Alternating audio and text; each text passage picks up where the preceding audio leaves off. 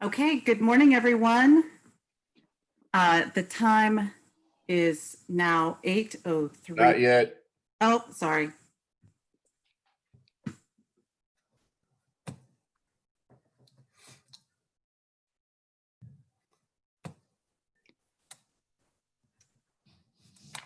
All right, now you're good. Okay, wonderful, wonderful, wonderful. Good morning, everyone. We're live on YouTube now. You all can hear me, right? Yes. Okay, so now the official time is 8:04. I'm going to call this meeting to order. Guess what, everyone? It's Friday! Woohoo! I am so thrilled that you have returned this morning. I hope you all had a wonderful afternoon and a very restful evening. Can I get a thumbs up from the committee members or a big smile? That's awesome, because it's like seeing the sun radiating beams of light across the sky. So beautiful. Thank you. Thank you. I appreciate that you are supporting me in my efforts. I also want to thank everyone. You showed up today. You're back. This is day 3 of this marathon. So thank you for returning. My name is Christine Jermeyer. I am the parent representative for Region 4, and I'm humbled to chair the Virginia State Special Education Advisory Committee. I don't know how many of you had the opportunity to check out the VDOE YouTube channel in the last 24 hours or even prior to that, but it's pretty neat. When I lost power yesterday during the meeting, I wanted to take a look at what I missed, and I was delighted to see we have some folks who are tuning in. How about that? I promise I was not the viewer who watched the video 55 times. So it's awesome to see that it's got that much momentum in less than 24 hours. So we might need to make a recommendation to VDOE to perhaps provide us with a graphics team. Just think of the possibilities. But it all goes back to Mr. Copenhaver's points from Wednesday that we can go fast alone or far together. And when I look at the traction from the video views, it looks like to me that we're planting seeds. So watch out, Hank. We may ask for a hair and makeup budget as well. And so while I'm giving out a shout out to Hank, can we all give a big smile and a big wave to Lisa Crafton?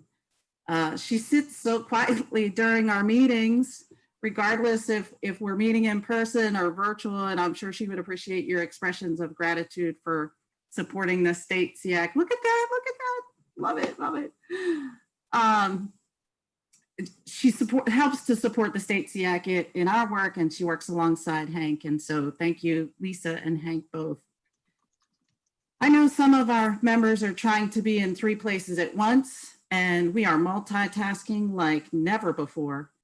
I know that a few could not get away because they're teaching a class, or they have to teach a class, or they're maybe even managing a crisis at home. So just know that it's okay, and we're here to support each other in this work, and we're here to support you. So if I don't hear you respond when I call your name, I'm not going to assume that you're not in the meeting. I'll always come back to you during the meeting to see if you're there. So since we don't have anyone with the same name, I will call the roll using your first name. And let me know, because I'm keeping notes here, if you could let me know how you would like me to call on you. We've got fuller names and I abbreviate them sometimes, and I don't know what's your preference. And so if you could help me out with that as I take the roll, I would appreciate that, and I'll make a note of it. So let's see. Oh, and also let everybody know what constituency group you represent. So I'm going to start us off with Dani. Hi, good morning. I'm Dani Allen Bronaugh. I am representing the higher education constituency. Okay, great. And you prefer Dani, correct? Yes, ma'am. Thank you. Meredith. Good morning. My name is Meredith Barber, and I am the parent rep for Region 5. Okay, And I don't think you can abbreviate Meredith, so Meredith it is. Awesome. Kendra. Good morning. This is Kendra Belcher. I coordinate career and transition services for Chesterfield County Public Schools, and on the committee, I represent transition services for students with disabilities. Fantastic. Suzanne. Hi, I'm Suzanne Bowers from PTSI. I am representing the Virginia's Parent Training Information Center as an ex officio member, and I've been called many things, but Suzanne is just fine. All right, Suzanne. And Delana, I don't think she's able to join us this morning, and I want to make sure I'm saying her name correctly. Okay. Jeffrey. Let's see. No? Okay. And then Anne. Hi, my name's Ann Downing. I am representing people with disabilities in Region 5, and I go by Ann. And also on the list, it says that I work in Fluvanna schools, but that was actually Cameron. I work in Charlottesville City schools. Okay, wonderful. I know we've got there's a couple errors there, and we'll get on that to get that fixed. I apologize for that. Thank you. Mike. Oh, There it is. Mike Garrison, Region 6. I respond to most things, including "Hey you." I'm not, but Mike, you prefer Mike, correct? Awesome. Awesome. Look at that thumbs up. Justin. Is Justin here? Okay. How about Claire? Hi, I'm Claire Huerta, and I represent the Virginia Board for People with Disabilities. Wonderful. Marguerite. Marguerite, do I even say your name correctly? Yeah, that's fine. I think nobody Marguerite, tell the truth. nobody really can pronounce my name, but that's fine. I'm Marguerite Jeffa. I'm the parent representative of Region 1, and I'm also a school social worker. How would you say it, Marguerite? Okay. Margarete. Oh. And everybody says that with a Spanish accent, and I hate that. Marguerite is the best. Gosh. Marguerite, duly noted. We'll practice that. Okay. Erin. Good morning, Erin Kelly, she, her pronouns, with the Virginia Department of Social Services foster care team. Fantastic. Matt. Matt Luther, pre-eds counselor with the Division of Rehab Services. I'm the agency rep. Good morning, everyone. Good morning. And you're okay if I've called you, refer to you as Matt, correct? Not Matthew. You can call me anything you'd like. You're all too kind. Tashu. You're muted, Tashu. Good morning, Tasha Mason. I'm the parent rep for Region 8. Okay. You don't abbreviate Tashu? It's pronounced Tasha, but a lot of people pronounce it Tashu because of the UE. My mother always said she didn't know how to spell, so she spelled it that way. She wanted to be different. Oh, Tasha, that's beautiful. Thank you so much. I apologize. I've not been saying your name correctly. That's okay. Okay. Pat. Good morning, everyone. I'm Patricia Pop, State Coordinator for the Education of Homeless Children and Youth, and also serve as a liaison to Department of Social Services for ed stability of our students in foster care. And Pat is fine, and like Mike, hey, you works too. Okay. You're all going to respond when I say, hey, you. Okay, how about Robert? Hello, I'm here. Good morning. Good morning, Rob. Do you prefer Rob or Robert? Yes, Rob is better. Thank you. Of course. Thank you, sir. Jill. I'm Jill Sowers, and I represent the Virginia Department of Juvenile Justice. Wonderful. Reagan, I don't think I see Reagan. And Brian, I know, is in another meeting. Joan. Good morning, Joan Sumner, parent rep from Region 3. Wonderful. And Sandy. Is Sandy here? I don't see her.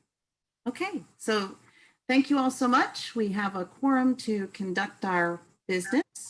So can I get a motion to approve today's agenda?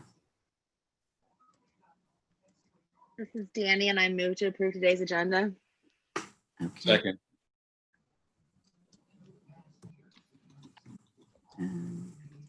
Mike, so Dani made the motion, Mike seconded the motion. Any discussion? I will call the roll for the voting members. Please reply aye or nay to approve today's agenda. Dani. Aye. Meredith. Aye. Kendra. Aye. Anne. Aye. Mike. Aye. Marguerite. Aye. Aaron. Aye. Matt. Aye. Tasha. Aye. Pat. Aye. Rob. Aye. Jill. Aye. Joan. Aye. Sandy. Oh, she's not here yet. The chair votes aye and the motion carries for today's agenda to be approved. So let's jump right into the business for today. We had a lot of really great conversation during yesterday's meeting.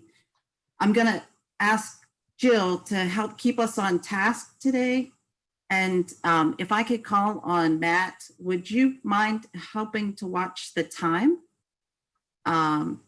And after some consideration, Mike, can I ask you to keep us at 45 minutes so that every 45 minutes we are stopping to take a break for at least 5 minutes?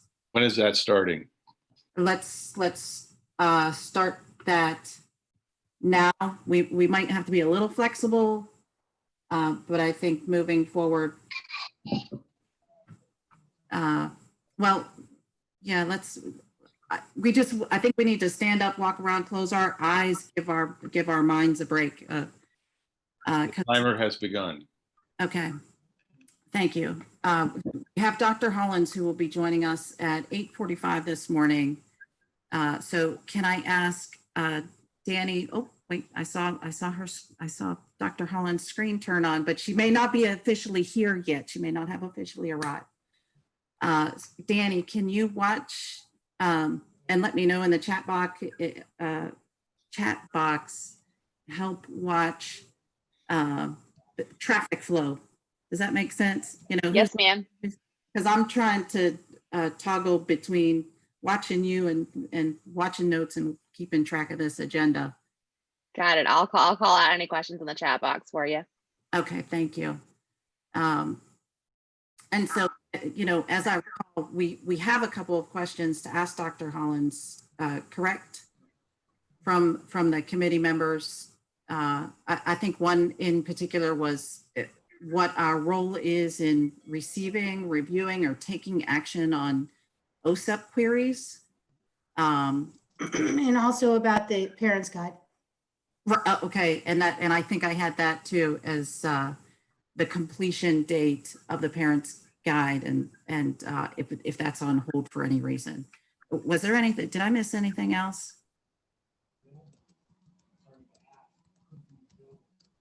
No. Okay. Not that I have. Those are the two I have written down. Okay. So, and I'll put this out there. Is anyone on the call right now? Or, we had one more, Christine. Yes. It was about the OSEP findings that we wanted to find out from Dr. Hollins. Okay. And I think that was what I was at the top. I sort of said in what's our role in reviewing or receiving or Okay. we're taking any action. Do we, as a state SEAC, have any involvement with that? But I think that may have been her questions. So I'm going to pause for a moment because I don't know if we want, if Dr. Hollins wants to provide her report now, or if she would prefer to wait until the 8:45 timeframe. I'll yield. Good morning, everyone. Christine, I'm here and I'm all yours until 12:30. So whatever I can do to fit into the schedule and to help things move smoothly, just let me know. I'm happy to get started now if you guys would like. Sure. Is the committee okay with Dr. Hollins rolling into, I think that would be helpful to the work that we're all trying to do. Look at that thumbs up. Woohoo! Oh, it's great. You can see, you see this connection that we're making here because, you know, without those thumbs up and whatnot and the smiles, I'm telling you, it makes a difference. It makes a difference. So thank you. I am going to mute my mic and turn the floor over to Dr. Hollins. Great. Thank you so much, Christine. And I think it'll be perfect. I'll get started and then I'll wait for somebody to cut me off so we can have a break in about 45 minutes. And I do want to share some things with you guys, and I really appreciate the questions. I feel really good about myself because those are a couple of things we're going to update you on today. But obviously, I think there might also be a great opportunity for us to have some back and forth conversation and questions that are coming from regions and just any feedback you guys have being out in the field working with your various stakeholder organizations to ensure that as we develop resources and technical assistance here at the department, having that stream of information and data is so important to us. So appreciate your flexibility with me this morning. It's great to see everybody. Happy fall. I have my morning pumpkin mug that I'm using today. So I hope that you all are somewhere where the weather is starting to get a little bit more autumnal and can enjoy what it brings, whether it's fall coffee, a pumpkin spice creamer, or, you know, a glass of something else, hopefully made in Virginia. So first off, I really want to say thank you. I cannot express how beneficial our relationship with the state SEAC has been over the last 6 months in particular, but I also just want to say thank you to each of you. I know that through the school closures in the spring, through the challenges over the summer, and through, you know, really a lot of hardships around school reopening, that you all have fielded numerous questions. You've talked with folks, you've held hands, you've comforted, you've relayed information to us. You've been on Zoom after Zoom after Zoom, and I know that all of our work is looking a little bit different now. So I really just want to say thank you. I think I speak for myself, the rest of the staff, including Hank and Tracy and Lisa at the department, that it's just been so helpful to get questions from you guys and to be able to respond to folks. And we turn that information around and use it to inform our FAQs that go out, our technical assistance, and most importantly, over the last few weeks, the development and delivery of resources to folks in the field. So I want to start off by giving you an update on some of the supports that have been put out from the Virginia Department of Education to, you know, different pieces and parts of the state. And so you guys are aware that when we last spoke, there was a lot of information that we were sharing about the CARES Act funding, and that $5 million of the CARES Act funding had been devoted to resources around special education, whether that be staff supports, program support, specialized technology, additional related services, additional PPE for classrooms that might be challenged with some of those areas. Anything and everything has really come into us through the CARES Act application process. And I'm happy to announce that as of October 2nd, we were able to push out a superintendent's memo with those award notifications. And we continue to work with each of our school divisions to ensure that they're getting they're getting the money that they requested, and obviously that money was apportioned out based on their December 1 child count. So I think the great news is that we saw everybody get something, really dependent upon the number of students with disabilities they're serving.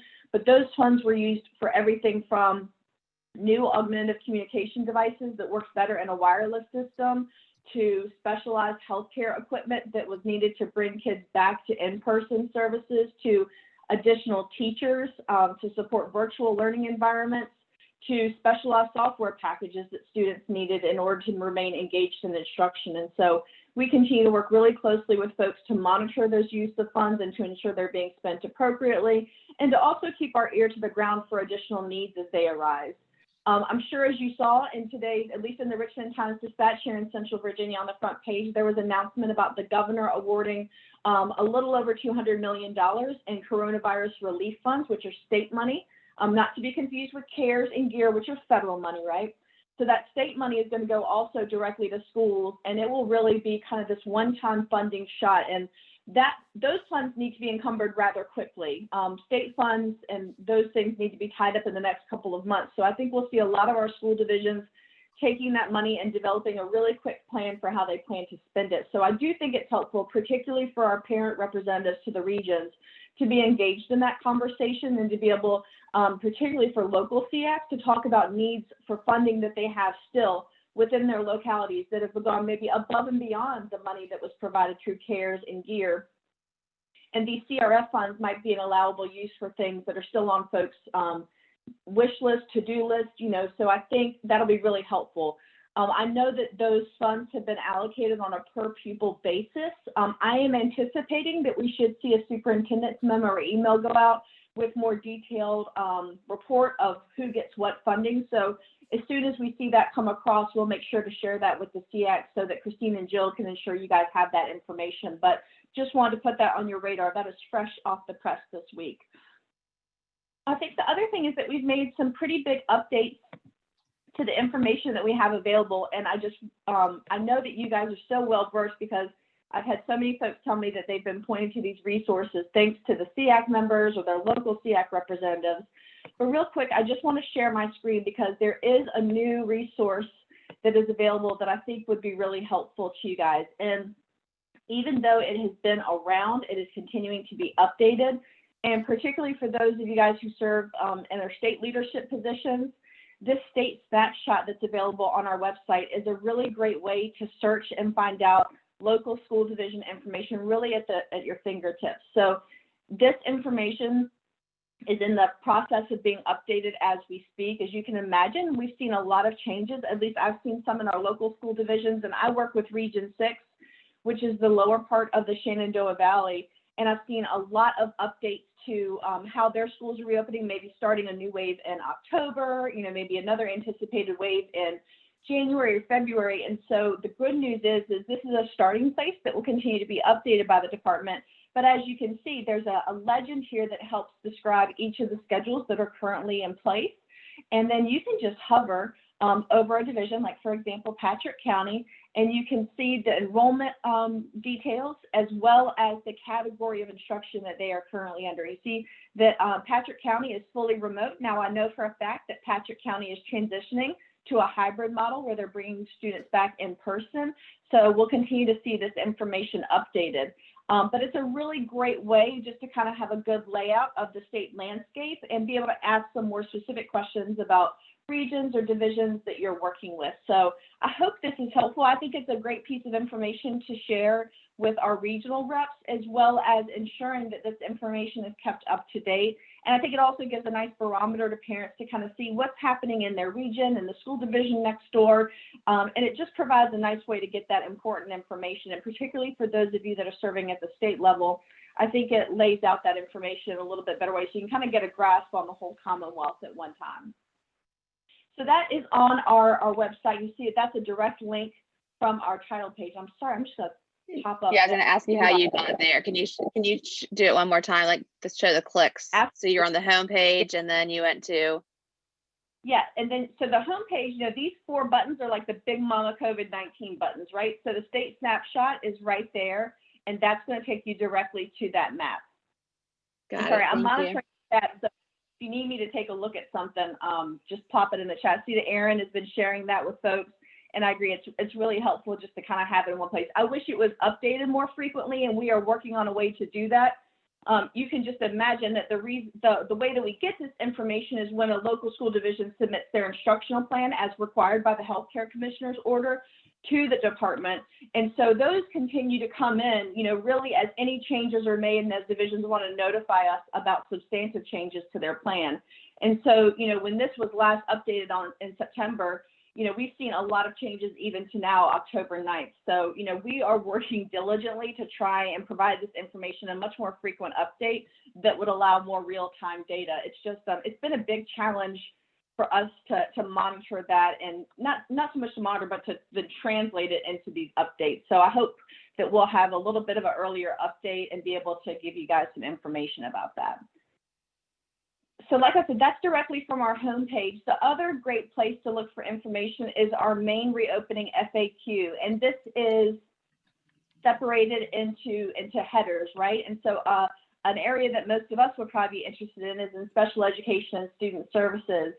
And this information really just pulls kind of the most frequently asked questions that we receive from the field, whether it's from school divisions, whether it's from parents, families, teachers. All of those calls and emails that come into the department are then used to say, okay, I've received 2 calls today about McKinney-Vento. Do we have information that's available to students who may, to coordinators who may be helping those students if they move out of the county and they're still registered? So there's some great examples here. And I mentioned McKinney-Vento. I know that Pat's on the phone today, but Pat is a great example. She really keeps her ear to the ground, and as she gets questions from coordinators or from families, she helps us to update these questions and make sure that we have the most recent information, resources, and guidance to provide support to the field.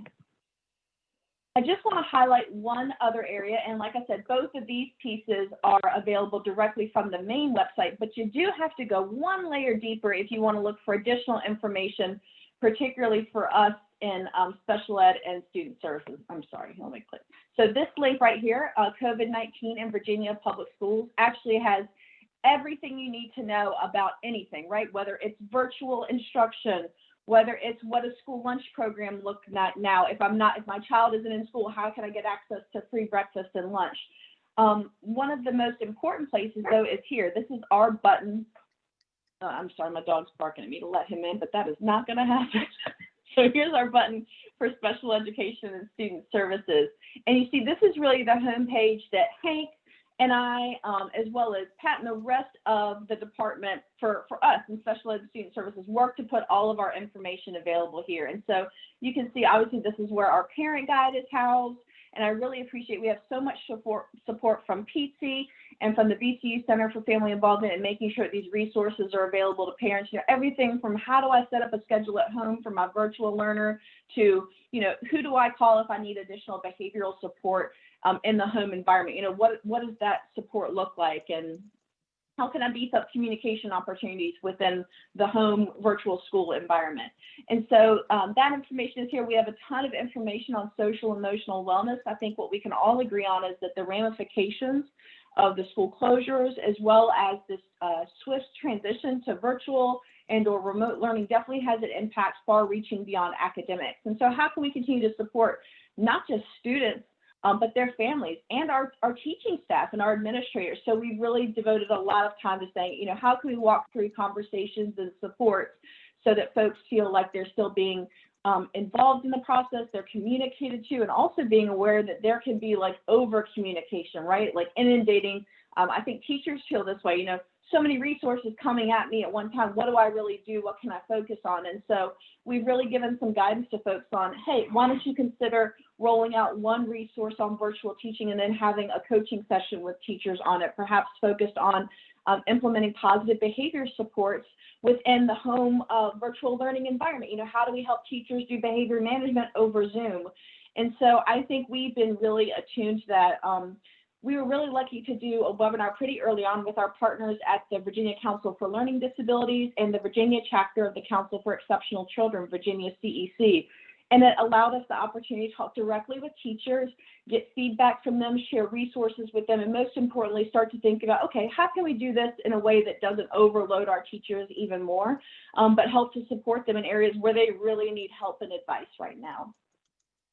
I mentioned the FAQ. This is our devoted FAQ that's just special ed and student services. I mean, you can see it's quite extensive, so we didn't want to freak out the main FAQ because it would have made it hundreds of pages, I feel like. But this is really the go-to guide for special education and student services with some of the more intense and I think detailed questions that folks are probably asking. Everything from, hey, what does an IEP meeting look like virtually to, you know, how do I get a parent to sign information over the internet? How do I ensure parental consent and documentation of that consent? You know, what about our children who are receiving services in early childhood, our 3, 4, and 5-year-olds? You know, what does that look like in Head Start and pre-K? And everything to how is this changing the way that the department monitors school division? And we even have a section for SSEAC, you know, talking about how local SSEAC can continue their continuity of operations in this time and ensuring that they have the information needed so they can continue to work and advise their local school divisions. So I'm going to pause there real quick and just take a look at you guys and look at some people's faces. Any questions, concerns, or comments related to some of the support around the pandemic? You know, I feel like the school closure piece was stage 1, right? And that's been a lot of conversation about how do we support families through that. A lot of guidance around developing things like, well, then how do we have a conversation about compensatory services now that school has started back up? Over the summer, it was conversations about how can we offer opportunities for ESY on a basis. And then as school reopening, I think you've seen really clearly from the department, and this goes all the way up to the office of the governor, a really clear priority on identifying students with disabilities as a group of students that should be seen as priority for in-person instruction. Now, I want to balance that out because I think that's really important, right? We know that many of the students we work with that and even for neurotypical kids, you know, I think about my very own first grader. He's not the best candidate for virtual instruction necessarily, right? And that falls to so many of the students we work with, particularly in certain developmental areas. And so while giving that a priority, we also really want to be responsive to local healthcare conditions because there is never a way that we want to put our students in danger. And so many of our students with disabilities also have some chronic health conditions and concerns that put them within those vulnerable populations, but also making sure that our families are safe, our staff and our teachers are safe. And so I think you see a lot of that prioritization for service balanced with, okay, how can we help to secure some of this health mitigation strategy? How can we provide additional PPE, personal protective equipment for folks working within those environments? And so we've been working really closely with the Virginia Department of Health, and we have a direct link to CDC, particularly when it comes to special populations. And so that information has really just been funneled through the department and fed out to the field so that whatever looks right for your locality, they have the flexibility and the resources needed to hopefully put that into action. And I know we're seeing a lot of transition out there from maybe 100% virtual to a hybrid model or a part in person. And I know that while some folks are really excited to get back to in-person services, we know that brings a lot of anxiety and trepidation as well. And so I know that you guys are on the front lines of supporting people through those conversations. So just want to pause here, go take a look at the chat. I hope that state snapshot is helpful. Hopefully we'll have continued updates on that, a little bit more real-time data. And I agree, you know, I think for us, information overload is a really real thing. At least I feel it on a daily basis, which is why I have a few of these every day, but also helping our teachers and staff and our administrators not feel like they're overloaded. And so one thing I want to share with you guys is the way that we've kind of approached information has been different. Yeah, I'm not doing a really good example of it today because I feel like I'm just kind of layering so much on you guys, but we're really aware of, hey, let's take bits and pieces of this information and get them out to the field and support them, either taking that bit and looking and say, hey, is this something I need? Is this a resource I can develop? And having some time to kind of digest that. And one thing that has been so helpful is the use of our Gov delivery system. And in SCSS now, we have a Gov delivery mechanism that sends information directly out to folks in the field, whether you be a parent, a caregiver, a teacher, an assistant principal, a special education director. Those pieces of information are going directly out. And so it allows the opportunity. We have one that comes from our instructional services unit that's really focused on how do we beef up our instruction support to students, whether they're in person and we're teaching through a face shield or whether they're virtual and we need to make sure that we're offering opportunities to respond. And so that goes directly out to the field. It can link them up with a resource that maybe we've developed as a state. It can link them up with a PT training opportunity that's available, like a webinar in the afternoon to learn more about parent engagement. in the age of virtual education. It can be everything from that to an FAQ on, how do we support students transition services during closures where, opportunities to be out in the field getting work experience may be limited. And so I think it's really great. We obviously have a lot of comprehensive resources out in the field, but then we take those and we cherry pick things based on information and data that we have, and we put those directly in the hands of folks who have told us that they want that information. And I think that allows them the opportunity to digest it, to ask more questions, to get more information if they want. And if it's not applicable to them, they just kind of move on to the next thing. And so I'm really hopeful that you all are signed up, particularly for our family engagement Gov delivery. I think that is one that the SEAC would find some really great nuggets of information to share with their folks. And I'll make sure that we share that subscription link with you. It's actually our most popular one in the entire agency. We have, thousands of folks who have signed up for this, and it's so great to think about parents getting that information. And you can get it on your cell phone and just take a look at that and say, oh, hey, a lunch and learn about teaching my high school student, how to be more responsible when it comes to their adaptive skills at home, whether it's personal hygiene, doing their laundry, budgeting. Those are things that really put things in the hands of parents. And I think it's exciting to think about. And I think it's just another way that we've kind of tried to be responsive to, we know the overload is real, like how can we do something a little bit different or a little bit better? And I think that'll continue to evolve, and you guys giving us feedback is such an important part of that. All right, so I'm going to move on to a couple of other items. I know I want to take some time now and answer your questions. And I see, Margaret, the question, the point about, students learning virtually and helping students. I think that's a great question. And we continue to monitor the situation really closely. As you can imagine, we have fielded a lot more calls and concerns from both parents and teachers. And so sometimes that takes an instructional resource to support to make virtual learning more accessible or more engaging for students. And then other times it can be an issue of compliance, right? If we have an IEP that's not being provided in the way that is documented, how do we work to support that team into, better finding a fit for that student or really kind of changing it to be more appropriate per that student's individualized plan and goals. And so I think that is a huge concern that we have.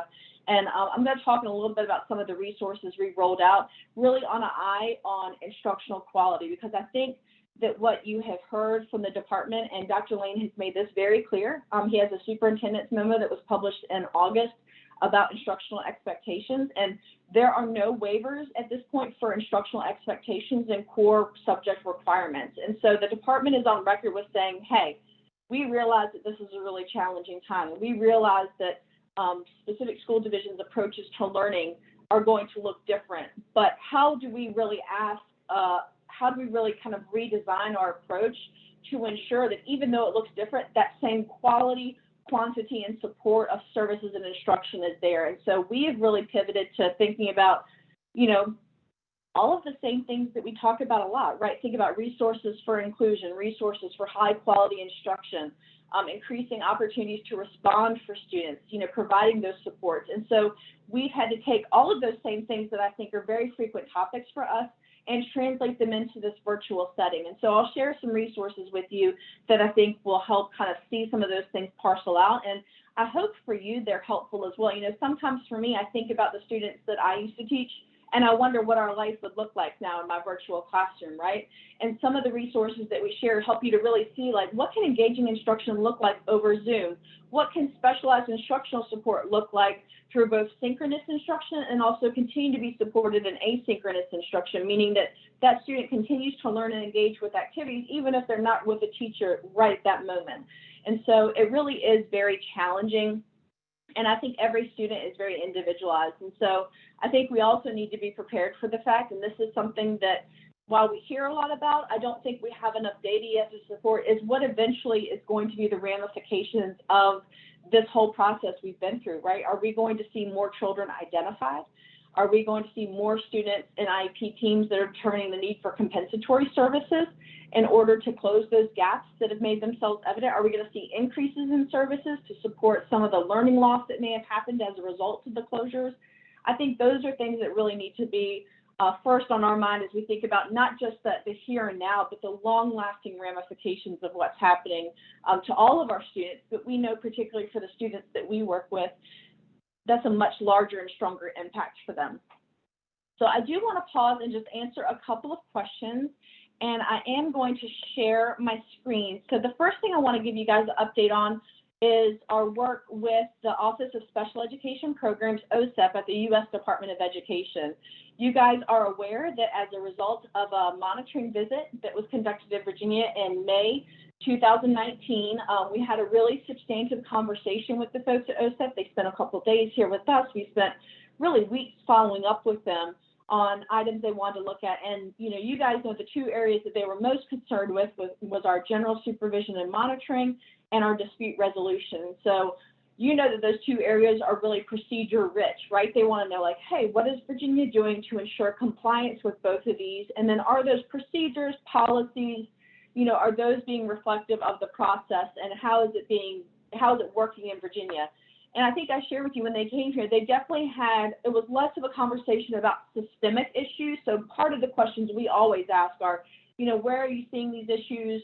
Is it like a certain region? You know, obviously there's a data that can inform it, right? And you guys know that I think we see a lot of diversity across our state, and, you know, one area may need support in one thing, and another area we're seeing another trend that's completely different. And so we always want to ask those questions. And while the folks at OSEP shared with us it really wasn't a regional or systemic issue, they kept seeing kind of this frequency of communications from specific issues and then specific divisions. And so I want you to really feel confident that this visit was based on constituency phone calls, and the majority of those phone calls came from parents.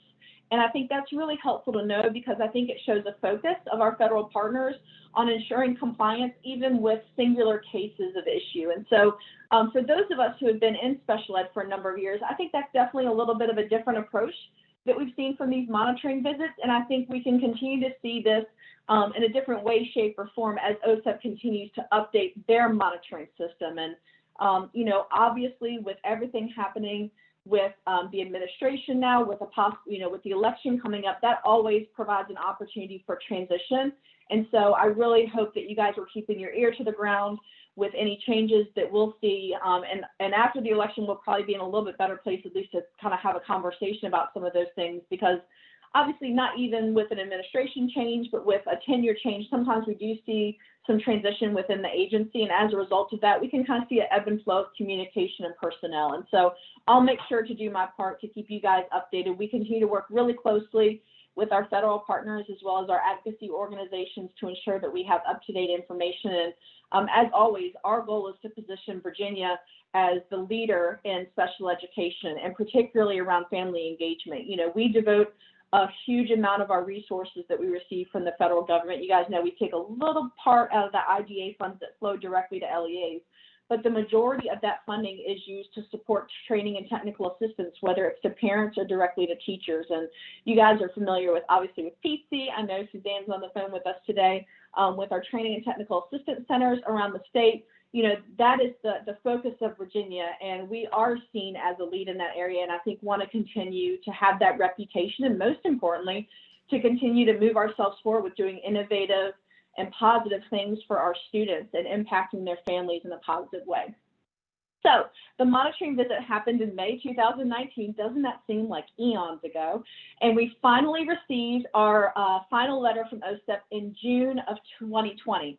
Now you're probably thinking, gee, Sam, that sounds like a long time. And it is a long time, but it is typical of the feds to take a significant amount of time to get those letters back. I actually have partners in other states who had visits in 2016 and still don't have their letters. So I think we should feel really good about getting ours so quickly. Side note, if I operated like that, can you imagine what local school divisions would say? So, you know, it is, I think, always a challenge, right, to be as responsive as possible. And so I really want to clearly communicate with you guys. It wasn't that the department was not responding. It was the fact that we really couldn't respond until we had that letter and the information that had been shared. And so as soon as we received that letter in June, I know that we made sure you guys had a copy and could take a look at it. We spent a lot of time going through it very carefully, working with our state lead at OSEP to kind of pick apart the issues and items.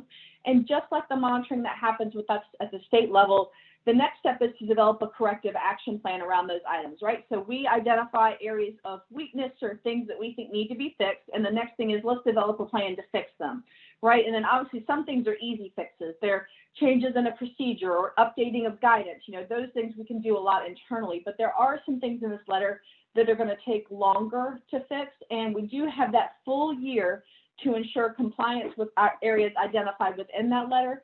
And as you can imagine, I think when we walk through the specific areas, it'll actually be a little bit clearer. So I'm gonna pause here and I'm gonna do that. How are we doing on time? Mike, am I okay? Oh, 12 minutes? Let's do it. That's forever. Okay. I'm gonna share my screen with you guys, and I just wanna call your attention, and I will admit this was a superintendent's memo that went out, and I want you guys to see this is like the response on paper from the department to that letter that OSEP issued us in June. And so from the date of that letter, we have approximately 90 days to submit this response back to them to really say, okay, we've got your letter. We took some time to analyze that, have some back and forth conversations, and here's where we're putting all of our information in a response. And so we were able to talk with them, and I think really out of the 5 areas that we worked with them on, really identify some clean and concise pieces to the 4 areas, with one that's going to take a little bit longer.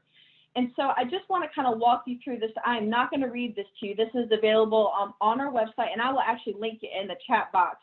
But this is our superintendent's memo, and it's actually all by itself in a little box, so it's easy to find, but it's number 250 and 20, and that's the 20 always stands for the year that the superintendent's memo was released.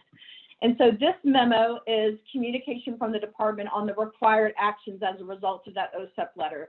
And so you remember in that letter you saw with each section there were required actions that were then identified. And so this letter is taking those required actions and translating them back to OSEP and saying, okay, this is what these actions look like in Virginia, and these are the steps that we're going to take. As you remember, the first area was on general supervision and monitoring, really about, hey, how is the department ensuring compliance from local school divisions when it comes to general supervision and monitoring? And I think while very complimentary of our results-driven accountability process, and I know you guys hear from Jeff really frequently, you heard from he and Jen yesterday on a data topic that's directly related to what we're talking about now, it really was this idea of, okay, you guys are using this risk analysis, this database process, but what about some of those compliance checks that need to happen every year? And so we were able to really kind of take this information and parse out some specific areas that we were going to continue to focus on, and then that we were going to amp up a little bit. And so you'll see the first 3 areas are things that you guys are really familiar with hearing about, right? Our on-site comprehensive reviews. You guys know that we identify a group of school divisions every year that we go on-site and monitor in pretty significant detail due to their data or due to a data pattern that's been significant. And some of the school divisions we've done recently have been, Richmond City, Petersburg City, our work in Henry County, Danville. Those are the folks that have gotten those really on-site comprehensive reviews as a result of their data. The second bullet, you're also aware, that is our targeted review. So that is data that we collect through the SPP APR, those indicators, to ensure that compliance piece, right? You're doing the right things 100% of the time and the wrong things 0% of the time. So think about some of our really popular APR data pieces like secondary transition goals. Think about meeting your timelines, those kind of things that can be monitored. So even though they produce that information back to us, how are we verifying that that information is correct and going to the student record level data. And so we also have desk audits. Those desk audits are also used to ensure compliance with the data that's being collected and make sure that, hey, that's what you're telling us, but how are we monitoring? And a great example of this is our continued monitoring of the VAB, right? Who are the students that are found eligible to take the VAB? What are their characteristics? And how are we doing with maintaining our goal of having less than 1% of students assessed alternatively in the state? This last bullet is really the biggest update that I think will look a little bit different to some of our folks that are with us now. But for those of you who have been in the game back when Sandra Ruffin was running federal program monitoring, this will actually be something that you're familiar with. And it's the fact that now, as part of our comprehensive monitoring system, the department is going to utilize a cyclical monitoring schedule, which ensures that every year, and this process is about a 5-year block, within those 5 years, we will work substantively and intensely with each of the divisions within the Commonwealth. And so what that does is it not only maintains our focus on data and risk analysis, but it also ensures that over a 5-year period, everyone in the state, every school division will receive this kind of devoted attention to ensure that they're maintaining their compliance with the general supervision and monitoring requirements. And so I think this is something that really makes sense for us, right? It's kind of taking the old model that was really compliance heavy and compliance based, and our new model, which is based on results driven accountability and data, and it's blending them together to really give us 100% coverage across the field. And so this is really exciting to think about, and I'm even more excited for Jeff to give you guys an update on what this looks like after year one, which is currently right now our 2021 school year. And I see a couple things coming in the chat. Yeah, so the letter from OSEP that we received is publicly available. It's actually on the OSEP website, and I see that somebody, thank you so much, Danny, has linked it here. That information is publicly maintained by OSEP, and they have a website, and you can actually see the DMS letters. DMS stands for Differentiated Monitoring System for each of the states that they've conducted reviews in, and so you'll see Virginia, and this letter is hyperlinked right there. I'm going to go ahead and transition into some of the other areas. I'm going to run kind of quickly through these next ones. The next 3 areas were around state complaints, dispute resolution using hearing officers, and mediation. And so you'll see here, as per the required actions, and you'll see that spelled out really clearly in that letter, these are the required actions that the department is making in each of those areas, mainly around ensuring consistent and accurate tracking of timelines for hearing officers, particularly in the area of resolution sessions. So that's a really specific area within the dispute resolution process that utilizes hearing officers and due process to mediate issues. And then there's also a section here on mediation that ensures information about the role of the state coordinator of mediation and how we train and develop and oversee the utilization of mediators. And as you can imagine, the department uses third parties for both of those, both hearing officers and mediators, but there is also a role for us to play in ensuring that those folks are appropriately trained, appropriately resourced, and making sure there's just some quality control on what's happening out there in the field. You know, when parents and school divisions get to that point, we want to ensure that hearing officers and mediators are adequately trained, have all the resources they need in order to work with those specific complaints and to reach adjudication as quickly and as efficiently as possible, ensuring appropriate participation from everyone involved. And so you'll see some really specific pieces about that here as well. And then I want to transit, the last area that is probably the most specific is in the area of independent educational evaluations. And honestly, I think that as time progresses, we'll probably need to devote more time to this topic, because this is the one area that really cannot be clarified simply through the department's updating of guidance. If you look at the OSEP letter, and as you read it here, the required action is resulting in a change to the regulations governing special education programs, meaning that they want a specific word, the word component, removed from our regulations to ensure what they feel is an adequate representation of how and when IE should look. So, you know, this has probably been the issue that we had the most back and forth with. I will state that in conversations with OSEP, I think they're very clear. However, when we look back at regulatory authority, we're sometimes not as clear. So I think Virginia is in the position of ensuring that, one, we fulfill the requirement of this action, and two, that we do it in a way that is appropriate given the regulatory change. And so you can imagine that changing the regs isn't as simple as updating guidance. And so we continue to work with the state superintendent and with the secretary's office to ensure change with that. And I saw a question from Christine, and I think that's a great point. One of the questions you guys asked is, what is SEAC's role? And I think as is any time that the regulations are impacted, that obviously calls in to SEAC's participation. And so I think what we'll need to do is continue conversations about this, whether we see General Assembly action as it relates to this item, whether we see the department put forth a notice of opening up the regs and having feedback. I think SEAC always serves in a way to support that process and ensure that parent voices are heard from across the state. So I guess the answer to the question is SEAC has a very real role, obviously, in taking a look at the information the department has provided as a response, but as we go forward with this regulatory change. Now, I will state that in working with OSEF, we have obviously met our required timeline for response, but they continue to dig into a lot of the resources and documents that we provided to them. So a great example is this document here, Managing the Timelines in Due Process Hearings, which is a guidance document for special education hearing officers.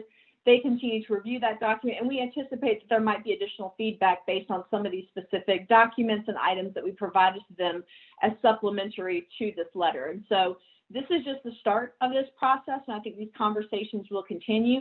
And as you can imagine, with things like the JLARC study also happening within the state, we provided a really detailed update to the JLARC folks with this work as well. And so I think we'll see an opportunity for much more conversation and action around some of these items and others as a part of the General Assembly session in 2021. So I am going to stop there. I just want to add a little bit of a cherry on top of a sundae when it comes to the family guide.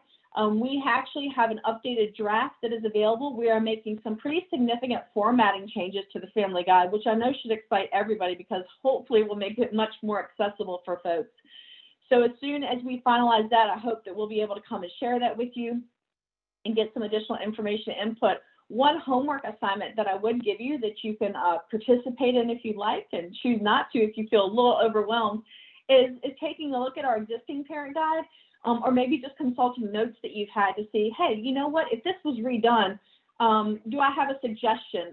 Is there a way to think about, even if we update it, maybe how to roll it out in a way that would be much more appropriate and accessible for parents and families across the state? So I would love to have a conversation about that at our next meeting, and I may have you guys just kind of spitball some ideas and provide feedback to us on ways that we can improve that process and that document and really the support that goes around. I see some people giving some tentative smiles, but I will take them, as well as some notes in the chat. So appreciate you guys putting one more thing on your to-do list, and maybe even I can make a better update next time and facilitate a conversation instead of just like talking at you guys. I do want to give an update on JLARC, and I saw the note from Christine, and I just want to make sure I get this date right so all of you guys can put it on your calendars. I don't want to confuse you because if you guys have been paying attention to the news, you know that the first JLARC study concerning DOE is out this month, and that is JLARC's assessment of us as an agency. And so I encourage you to take a look at that. That report is available on the JLARC website. I will try and link that in right here for you guys, but that really is a similar report that they've done with other state agencies in the past. And I know that we all, at least I feel like we know a lot about each other, but I think that's a really great tool for helping to familiarize you with some of the other areas in the department and see where some of those focus areas are. And a lot of those things are really close, near and dear to our hearts, right? Things like teacher licensure and retention of teachers, things like the school quality work that we do. And so I'm going to link that in for you guys. I hope you have the time to take a look at that study. It's pretty long, but if you read the summary and take a look at the recommendations, that gives you a really nice feel for that report as well. Thank you, Mike. And an update for you, JLARC, when it concerns the special education work, actually has a meeting scheduled on the books for their presentation to the General Assembly of their work. And it is scheduled for December. And it is on, I keep going back to November, give me 2 seconds. So how this works is that when JLARC publishes their report, they actually do so with a presentation to the General Assembly. And I apologize, I'm not seeing that directly on my calendar, but I will find that date and pop it in the chat as well. But I just want you guys to be able to put that on your calendar. The great thing, one of the great things about being virtual is that you'll be able to log in and see that presentation live as well. And so I want to make sure to put that on your to-do list. So I will work on both of those, and I will pause here, Mike, within my time. I know we're up for a break, and I'm going to be with you guys kind of off and on through the remainder of the day today. I'm happy to take any questions, comments, or feedback. And you guys know you don't have to wait for a meeting to talk to me. You could shoot me an email or give me a call. And once again, just thank you so much for having me with you this morning. Fantastic. Thank you so much. Welcome, new members. This is your first meeting of Dr. Hollins, and she goes fast, she goes quick, she delivers it. You know, I appreciate the fact that it's being recorded so that we can go back and slow the replay down. That's a lot of information to process. So I'm going to stay true to our let's let's take 8 minutes or 7 minutes. I have 9:03, so let's come back at 9:10. Let's take a hard break and we'll return to the conversation at 9:10. Okay, we're good? We're good? I see some nodding heads. Yes, yes, yes, yes. Great.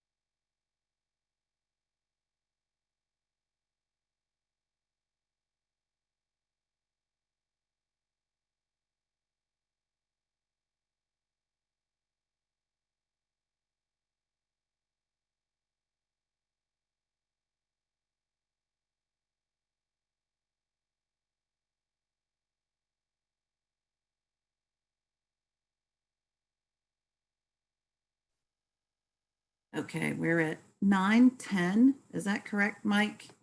I can see you on the screen.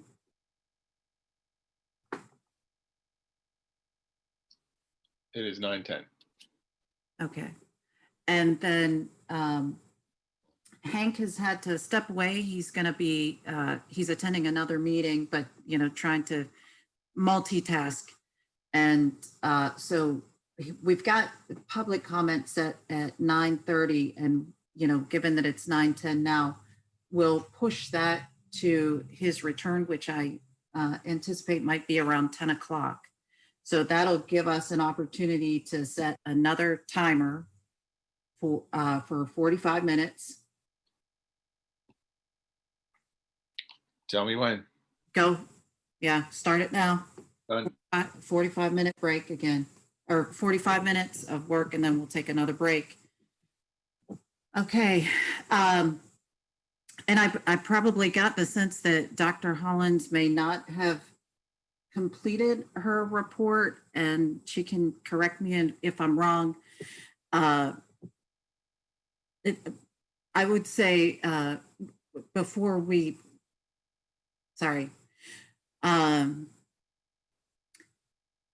before Dr. Hollins got things kicked off, I was trying to task out some assistance or ask for some assistance. And some of you, I think, are a little more fluid or comfortable using the Zoom platform.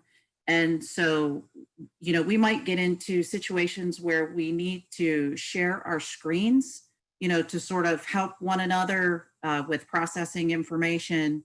And I don't know who is most comfortable doing that, sitting on the committee right now. If there's anybody who is willing. I'm happy to do it.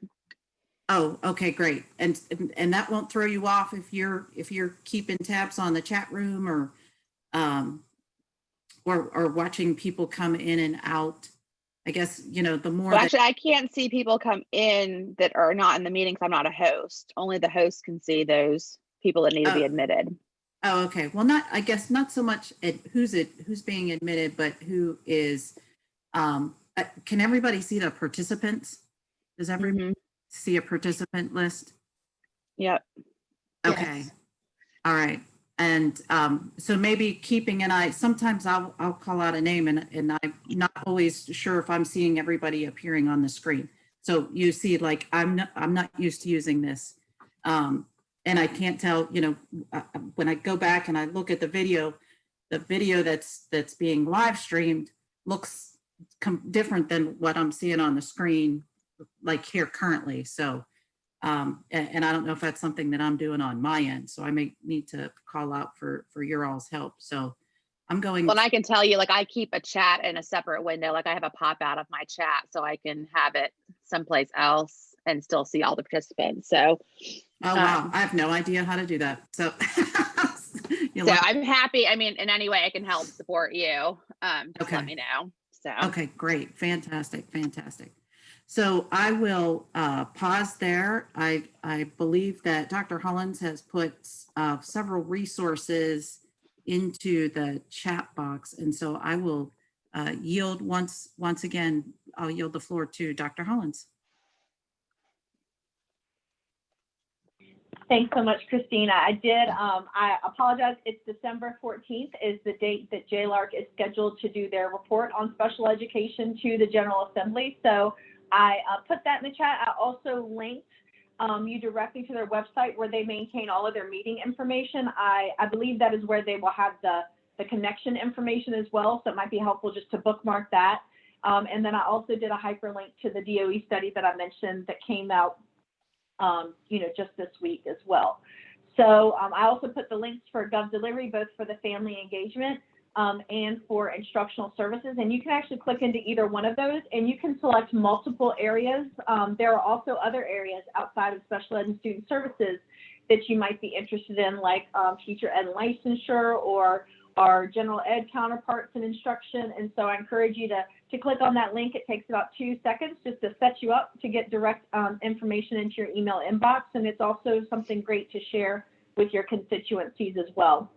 Marguerite, I did see your question on the HB 410 bill. And if you guys remember from General Assembly session 2020, there was a parent notification bill regarding assessment and screening.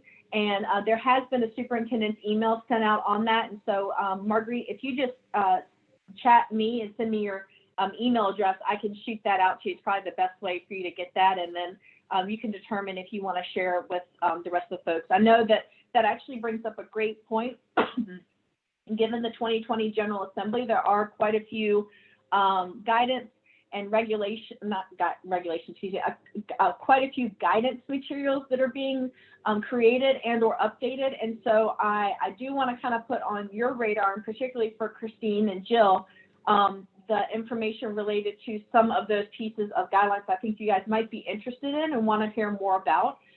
Two areas that are coming out of our department are guidance on the provision of safe services and support to transgender students, and the other are social emotional learning standards as well. And so those are two areas that are really, I think, very popular. There's a lot of communication, a lot of information, and a lot of different approaches out there in the field. And so the department has been required to put together kind of state level perspective on those two issues. And I think getting an update and knowing where those resources are would be really important to state SEAC. There also are a couple of SPED specific guidance pieces that are coming out. One is related to what we call the Secure Act, and it's about ensuring that there are appropriate supports for students, through their IEP team regarding things like sexual health and sexual safety. As you can imagine, particularly for our students, that we work with, some of those concerns go above and beyond kind of the family life requirements that we're probably all a little bit more familiar with. And so the Secure Act is a great opportunity to put some resources out into the field and ensure that IEP teams are preparing students to be safe once they leave school, and really, have some of those pieces of information I think that are so important to all of our students, but much more a focus for our students that are transitioning into adulthood as well. The other area is on development of guidance to assist schools in supporting the provision of applied behavior analysis in schools and working with BCAs. And so that's something really helpful that I think a lot of school divisions have found a way to coordinate and collaborate with those service providers in a way that's really positive and incredibly useful to students and teachers and programs. And so we've had some great conversations with school divisions out there about how to kind of take those lessons learned and apply them for other school divisions that are maybe looking to have some of those same relationships. And so those are two areas. They are not out yet, Jill. They are in development. The information for both of those are supposed to be completed by the end of this year. And so we're nearing a finalized draft version of both of those. And so we might be an opportunity, perhaps, I believe we have a meeting scheduled in December, I think. And so that might be a great point to update you guys on those and just let you know what they're looking like, where they can be available, and what state they're currently in. And so that also goes for the transgender student guidance, and the state social emotional learning will not be finalized until spring of 2021. Yeah, I see some notes from Aaron. We're really excited about this guidance. I think we just want to recognize so many folks and organizations that have been part of it, but the most rewarding part of this process, I think the stakeholder engagement phase of guidance is always the most rich, right? But we have had students working with us very closely on this material and about the resources and support. And it's just been, you guys know that going to I'm Determined, I call it my battery charger, but being on these Zooms with kids and talking about the issues that they're facing and hearing them come up with ways to solve those issues, solve the problems that they've come into contact with, as well as how to support their fellow students, has just been so incredibly rewarding. And so I'm really excited to share some of those great things we've learned from the field, from students, from families, from organizations that have been created to support this population of students. So it's really great. It's been really busy for us, as General Assembly session every year seems to take more of a focus on our work, but this has just been such a great process to participate in. And I know that many of you have helped to kind of keep us in the loop with that, and I'm grateful for your participation as well. Just go scroll back through the chat. Yes, Sam, I wanted to make sure you saw Mike's question or his concern about SPED teacher retention rates. Yes. And, that's actually a great segue to Dani. I really want to mention that we've obviously had some great conversations with the staff at JLARC. I know that you guys also had a really rich conversation with them back when we were face to face, which is crazy to think about now. But I do want to say that they were very adamant in saying thank you for the support that SSEAC has offered to get the parent survey out there. One, I think that's been a really rich source of information for them. And I think the other is that they are really seeing some of the same things that we talk about really frequently. And one is that teacher personnel prep development and retention continues to be an issue for a number of teachers, content areas, and levels, but we know that SPED is chronically represented in some of those. And I think the really nice tee up for that is in the agency report, you'll see a huge focus on gathering accurate and reliable data on teacher positions across the state so that we can really kind of wrap our hands around what does this issue look like in Virginia and what are some of the complexities that we might see at the local level and in different areas of special education, whether it be general curriculum or adaptive curriculum. Are we seeing patterns of retention that differ from our Northern Virginia school divisions to our Southwestern school divisions? And so I'm really excited to think about the possibilities of how we can better inform our work. And it was very clear from the agency study that the field really wants to see more support from the State Department on teacher retention recruitment and how can we kind of put ourselves out there. And I know that in my experience as a local special education director, it was just so much time and effort that we went out to proactively getting out in the community, going to institutes of higher education, working with kids that were still in their first or second year of college or community college to get them engaged in the profession. And so, I think that continues to be a huge focus. And Dani, I think even more importantly, Dr. folks are seeing, yes, Mike. I asked the question, it's Mike. Oh, sure. Yeah, about the teacher retention rates. I'm a bottom line kind of guy. Do we actually have any data about what the retention ratio was pre-COVID? And do we notice a difference during COVID? Yeah, that's a great question, Mike. And I think the report is really clear is that we really don't have a required comprehensive data set when it comes to teacher retention and recruitment. And so we have, the closest thing we have is called IPAL, it's the Instructional Personnel Report that we receive to ensure that folks are licensed to teach the coursework that they're working on. But to your point, there is not an existing data set that allows us to really do some of those pre and post measures on determining where our areas of challenge are when it comes to retention and recruitment. And I think you guys probably hear some of the same things I do anecdotally. The only piece of hard data that we have access to is our work with first-year special education teachers. And I can tell you in the last 2 years, we have had close to 750 new special education teachers that have been identified through our work to be supported with CEC. And we know that we lose the majority of those folks within the first 5 years, particularly in special education. And so I agree with you, Mike. I think the data is a key point that we really don't have access to. And that's what this report is pushing the department to do, is a much better job of substantive and comprehensive data collection on the issue. And then what JLARC seems to be focusing on is this fact of, special education teachers are trained in as much as they are, right? Because we think about the number of provisionally licensed special education teachers we have in the field. Special education teachers are trained for specialized instruction, differentiation, engagement of multiple student modalities. What about the general education teachers? What about the administrators that are supporting special education teachers within their school? And I see a lot of heads nodding, and I mean, I feel it, right? For those of us who were special education teachers, I remember my satisfactory evaluation was like, I just kind of kept everything together. Everybody was where they're supposed to be. And that was great for Sam that year, right? But we know that so much more about that, and having that informed, responsive feedback to the quality of your instruction is so important. And so I think JLARC is circling around some of those things, and I'm anxious to see what their report yields. Mike? So just one last thing. Thank you, number one. Thanks for the response. Number two, I'm a business coach by trade, and I've been a business owner for almost 30 years. And I'm a new member, and so this is not a condemnation of anything, but like one of the number one key performance indicators for any business is the retention rate of key personnel. And if there's any way that you can think of in the future that I can help influence to where that becomes a key metric within special education, I love general ed too, but like I'm on state SEAC. I'm here for special ed, you know, and hopefully if we take care of them, it'll trickle down to everyone else. I'll let you professionals at VDOE figure out the big picture. But I would just say that from a management practice, from a business practice, and I can't see how it wouldn't help here, that is the number one metric for sustained success, right?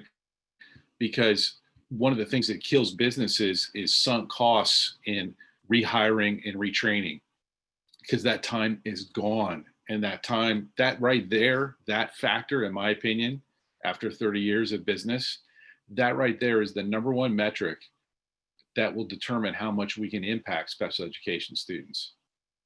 Because if we can retain the teachers, if we can support the teachers, we've got a chance at everything else. If we don't do that, and we focus on other things which are important, we've got a big problem. Thank you very much for letting me say that. No, thank you, Mike. I think that's such great feedback. And I think for all of us, you know, we see that reflected in our own practice, but the data also tells us that, right? That we are hemorrhaging teachers. We are hemorrhaging our teachers that we spent a lot of time and resources around making them better in the classroom.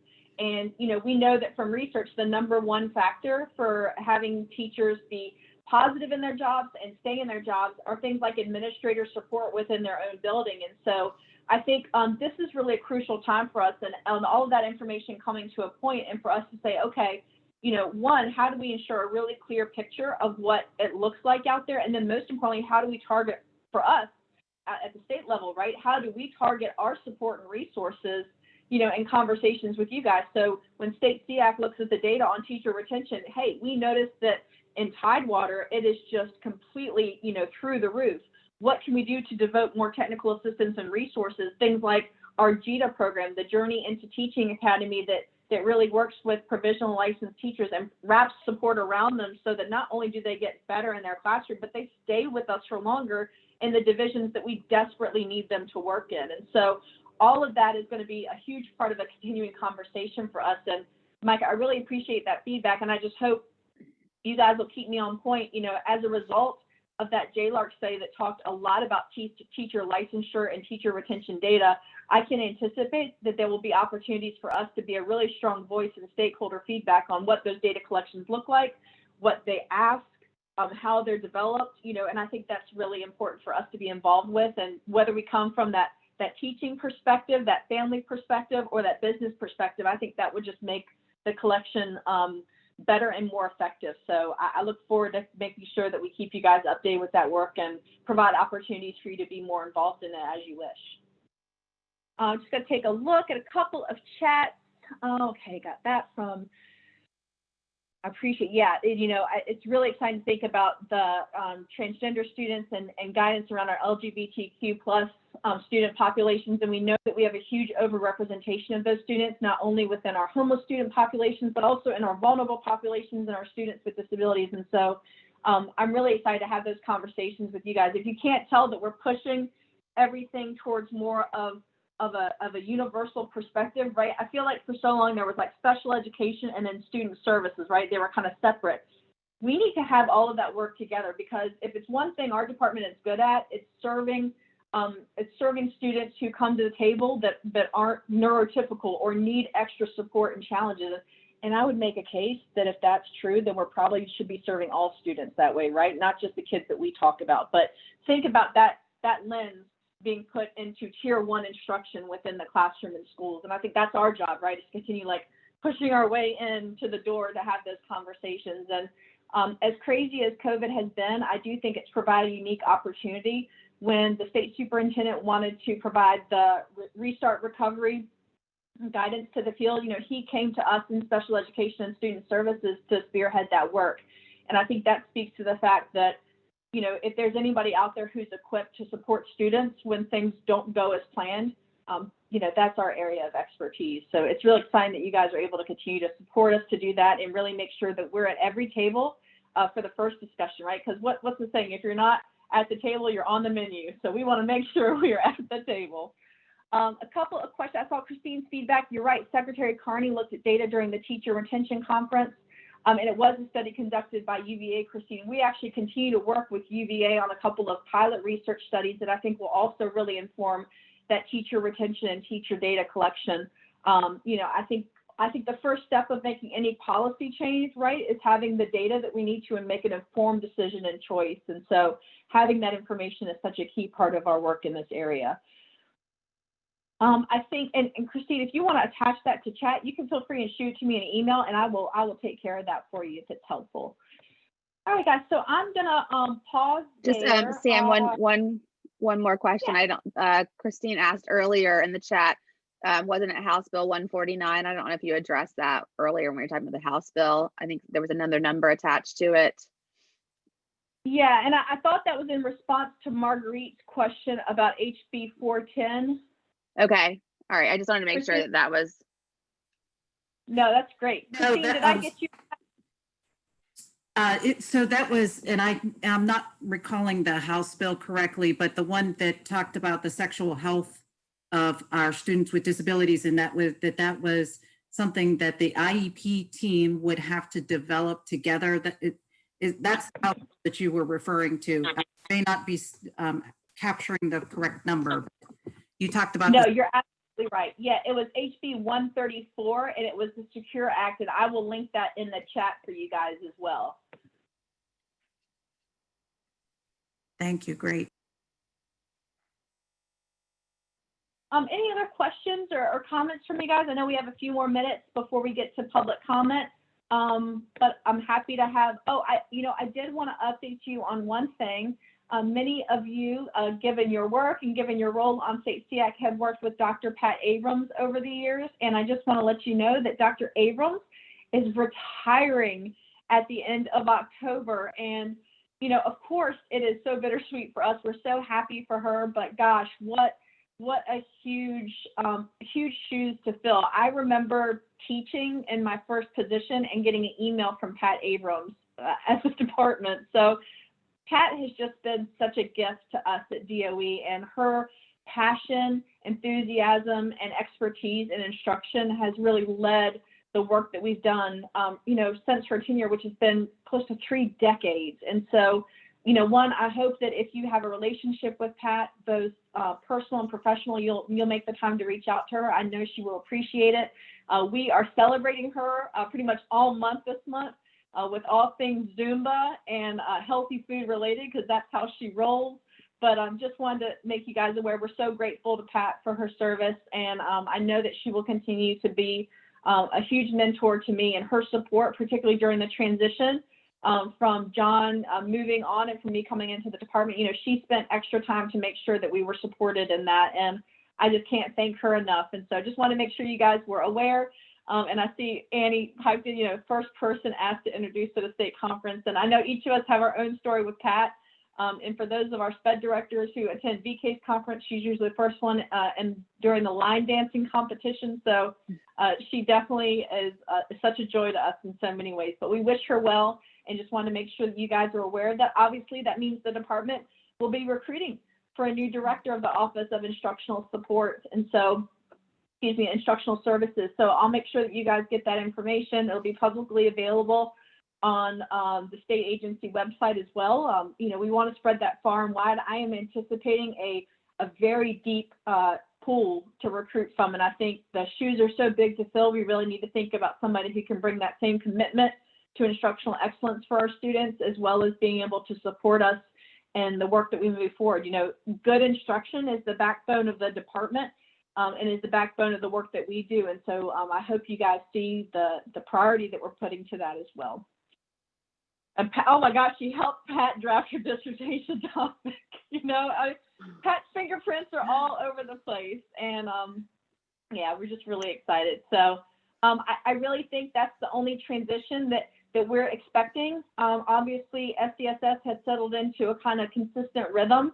And I just want to assure you guys, obviously with the election coming up this year, and then obviously with the gubernatorial election coming up next year, we're committed to making sure that you guys are updated and receiving information. Never hesitate to reach out to myself or Hank if we can provide additional information. I think this year's annual report from the SEAC to the board was indicative of the confidence and the expertise that they know that you all come to this work with. And I think the board heavily relies on you. And I know that they are just so pleased with the work that's coming out of SEAC. And as always, we are here to support you. And I look forward to many more opportunities for our continued collaboration. And I just want to say thank you so much for your service, particularly in this really challenging time. And I hope you're taking care of your family and yourselves and finding a little bit of respite as much as you can. So with that, Christine, I'll pause. I'll remain here if any questions come up and make sure I get you guys that information about HB 134 in the chat.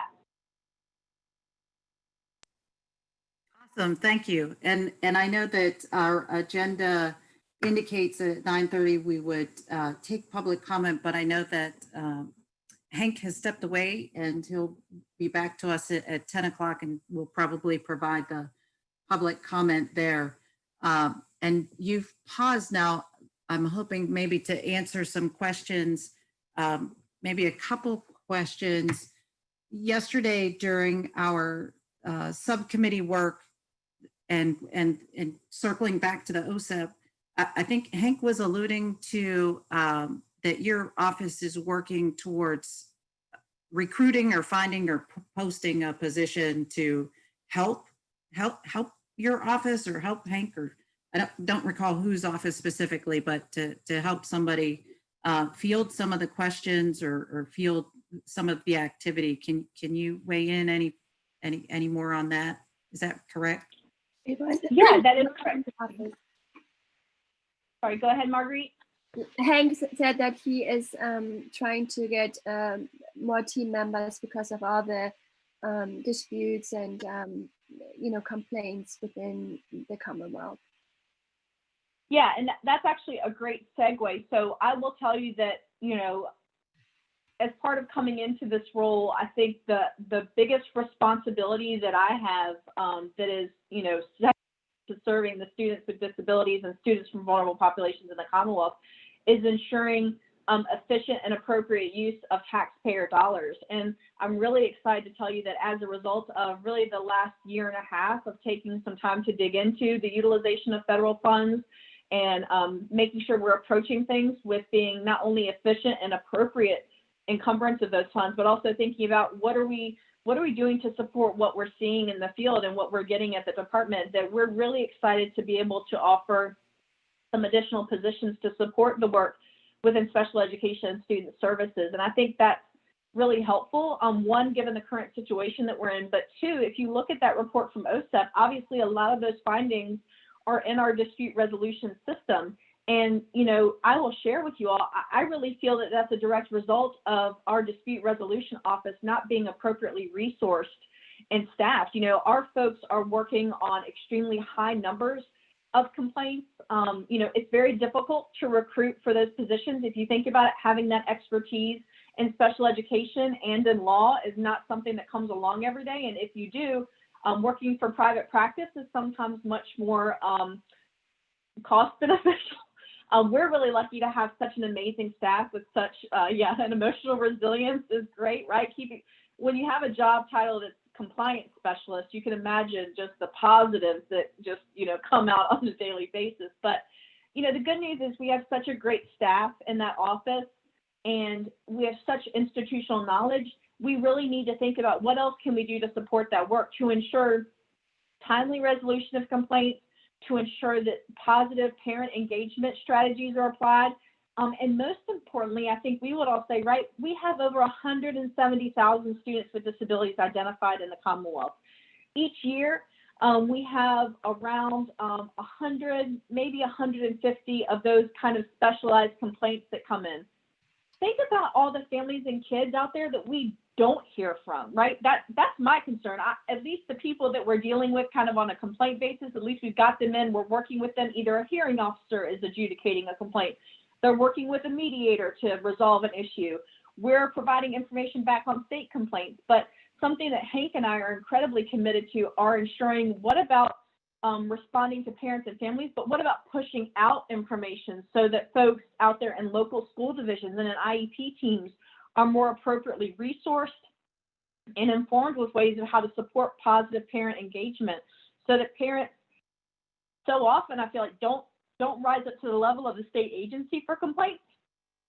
All of their work and life is contained within their local IEP team. And so how do we think about equipping those teams to do their job better and have that support? And so you're absolutely right. A couple of the positions, and we're actually putting out about 4 or 5, right? And a couple of the other ones that we probably won't get into in depth.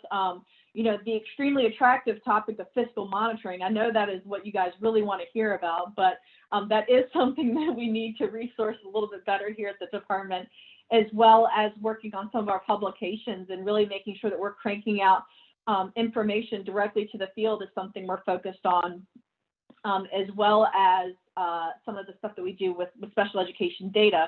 But most importantly, we are going to be recruiting for a position in our Office of Dispute Resolution, additional compliance specialist, to help with the uptick in complaints that we're seeing. And I think we can anticipate that to continue through school reopening and not just through this academic year, but obviously as conversations about things like compensatory services and issues with IEPs come up, we want to make sure that we're in a position to appropriately or resource and respond to those complaints and ensure, you know, a really high quality level of decision making within that. And then most exciting to think about for our work together is hiring of a coordinator for family engagement. You guys know that it is a passion of both mine and Hank's to think about family engagement on a much wider level than just special education.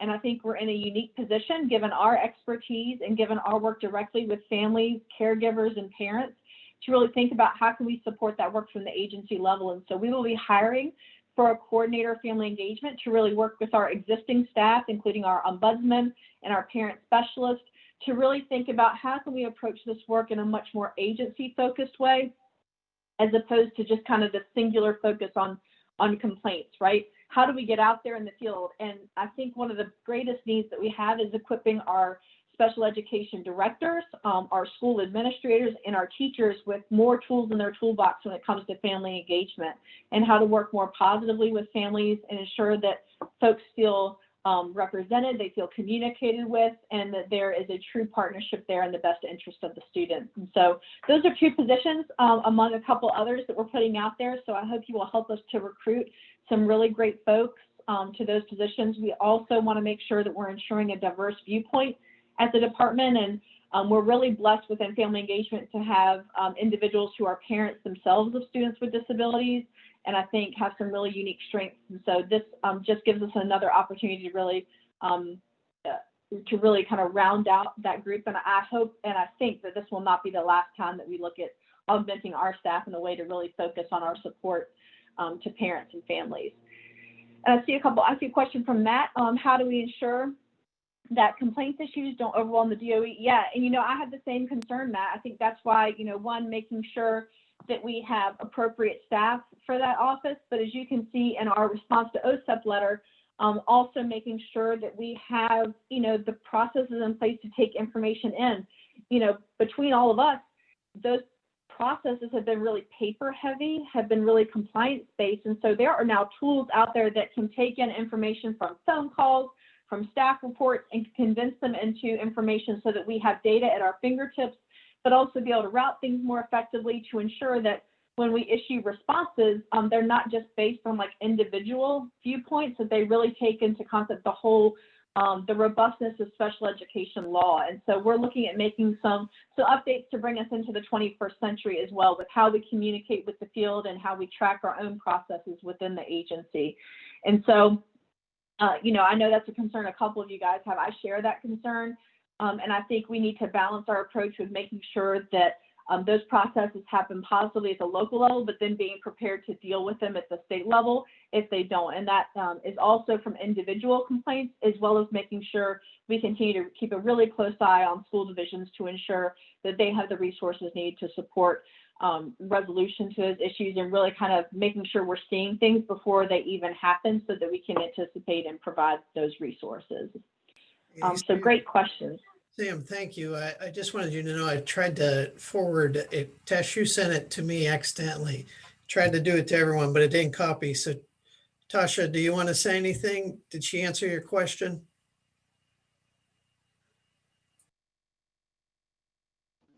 Yeah, partially. I was just concerned about how the support services, like when you have to do speech therapy and occupational therapy and stuff, how does that work in a virtual form? Yeah, You understand what I'm saying? Question. Yes, ma'am. Yeah, that has really been, I think, a crux of the work that we've done is seeing this transition from our related services to being direct service provision into things like teletherapy and telemedicine. And so we provided some really strict guidance. You'll see that in the FAQ onto what that needs to look like to ensure student confidentiality and compliance with things like FERPA and HIPAA. But I think the answer to that question is we see really, really different reports from across the state. One, we see folks that are still coming in to receive those services. Two, we see some of those services being adapted to the virtual format. And I think most importantly for our students who may be being served remotely, I think that's going to continue to be a conversation about the need for services when they do return to school and how the IEP team is going to approach changing the student plan to be responsive to any, losses they may have experienced because they have not been receiving the services as they were originally identified. So do they have to go back and make up those services if they didn't get them during maybe a grace period that they couldn't get access to those services? Because that would make the IEP out of compliance. That's a lot of feedback I'm getting from parents saying, well, my child not getting what's in the IEP. So how does that work? Because now we seeing that a lot of people, they're already frustrated with the virtual learning format. And then the first thing they want to do is file an informal complaint because they feel like they're not getting service. But we know that these are times, everything is evolving and people just don't understand that, things are so out of whack. And and then they saying, they thought they was going virtual. Now some school divisions are going hybrid. Kids going to school twice a week. That's throwing the whole family element off because some people don't know where do I go to work or do I stay in a virtual format. So I'm getting a lot of questions about how do they make sure that the kid is getting whatever's been implemented in the IEP. I know you understand what I'm saying. I do. No, you're being really clear because I think we're hearing the same. It's just a lot. It's just a lot. It is a lot. And I think the first step is ensuring that folks are having communication with their IEP teams to determine what are the services that the student is getting now and what do those look like. And then as you stated, even if there are services in there, particularly maybe around speech language therapy, and given the student's location, given their access to Wi-Fi, given the fact that the division, how they're approaching that, obviously that's going to be a conversation. Then if services have not been provided per the IEP, then that's when the team needs to come together to discuss something like compensatory services and say, hey, Sam was supposed to be receiving a speech therapy session 1 day a week, but I live in Henry County and I have no Wi-Fi access, and maybe as a student that teletherapy isn't the right mode for me. What are we going to do to plan for Sam when she returns to school to ensure those services are provided? Maybe it means doubling up twice a week when she comes back and engaging her process. But to your point, all of those conversations need to be something that happens at the IEP team level so that they can ensure that the services are being provided. And if not, how the team is going to work to address that issue.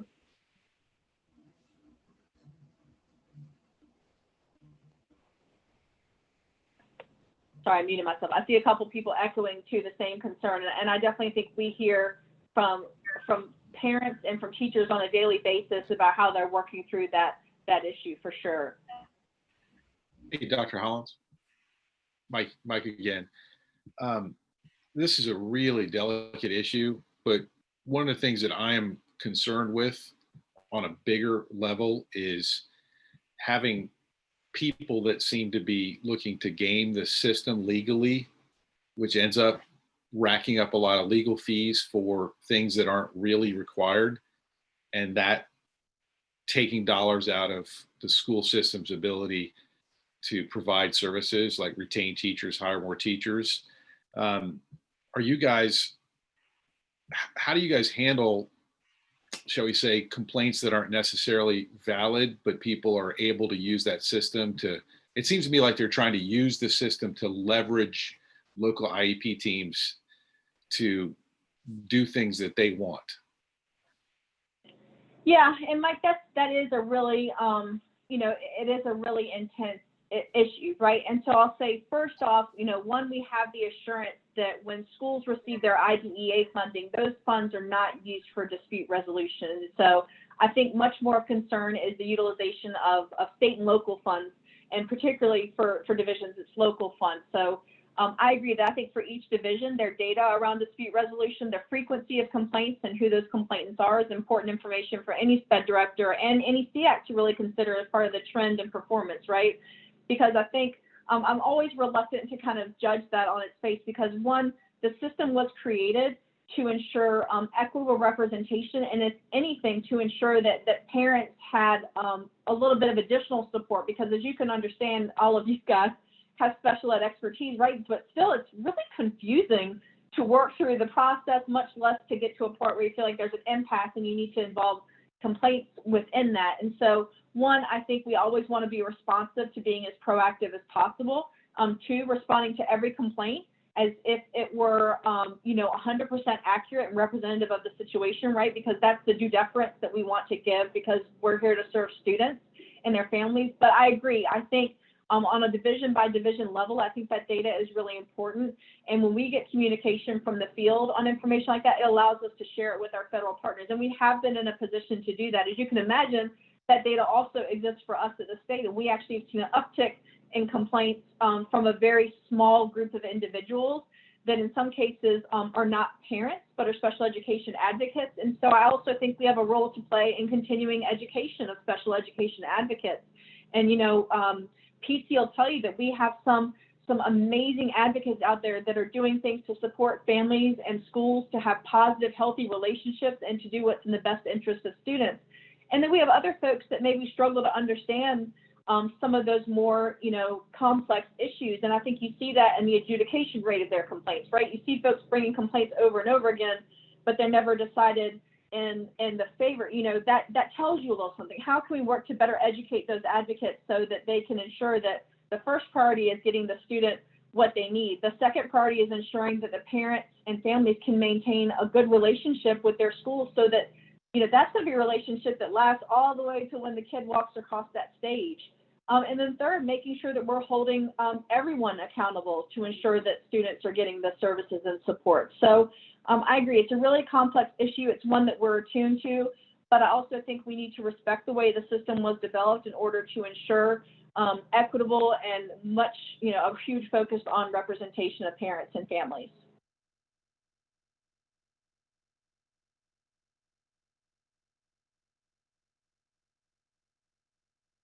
Yeah, and I see Christine's notes on the data from dispute resolution. And absolutely, I think that's something that Pat has alluded to in some previous presentations, and we'd be happy to provide that. You'll see some of that information that we shared with OSEP as well, both through their letter and through ours, to help just kind of give them an accurate picture. And I agree, I think that data is really important to look at, and I think it should inform us. And I think that's why you see us beefing up the dispute resolution part, but also continuing to work on positive opportunities for training and collaboration and education with the field as well. Thank you, Dr. Hollins. I think just to clarify that request, it might be helpful for the new folks and those that have been sitting on the committee for a while. When Pat Hames brings her report to us, a lot of times she's showing us the data that's available on Cadre's website. And I know someone knows how to type in the Cadre link into the chat box, so you see when I say Cadre, what we're referring to.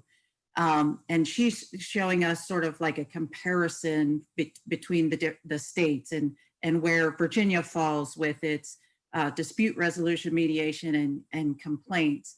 And if we could maybe just like more specifically look at Virginia's data, what are the topics that are coming up to the surface with regards to the state complaints, due process, mediation requests?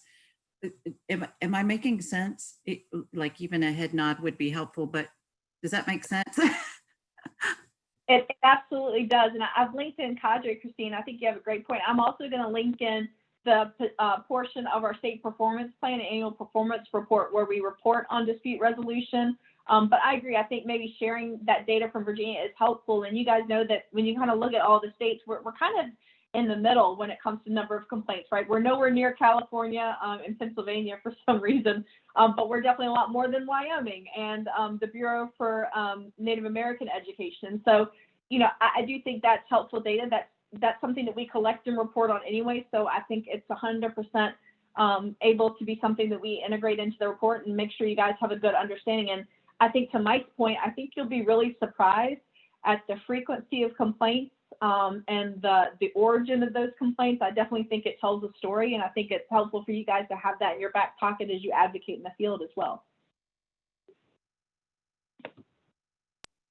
Yeah, personally for me, especially on the local SEAC level, I would love to be able to legally find out like how much money is being spent on lawsuits that don't get resolved favorably for complainants. Yeah, absolutely, Mike. And I know that's something that a lot of folks have had conversations with at the local level. And I do think it's really telling to look at some of those trends in data.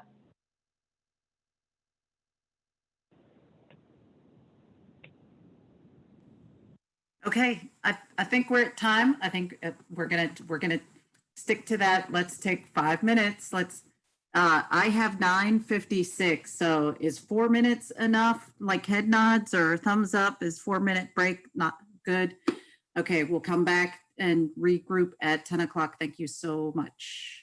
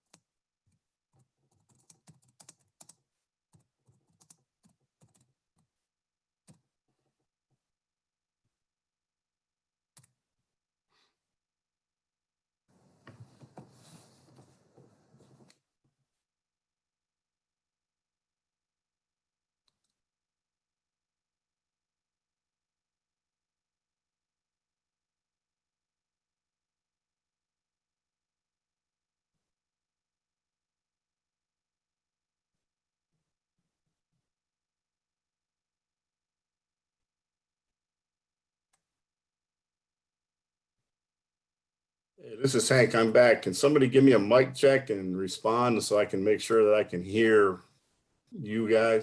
I'm hearing you. We're just here. fine. Yes, here. We're here. We're here. Okay, all good. I just want to make sure that, I know you were on break, but I just want to make sure I didn't somehow lose some kind of feed. We're good. I just No, came- you're good, sir.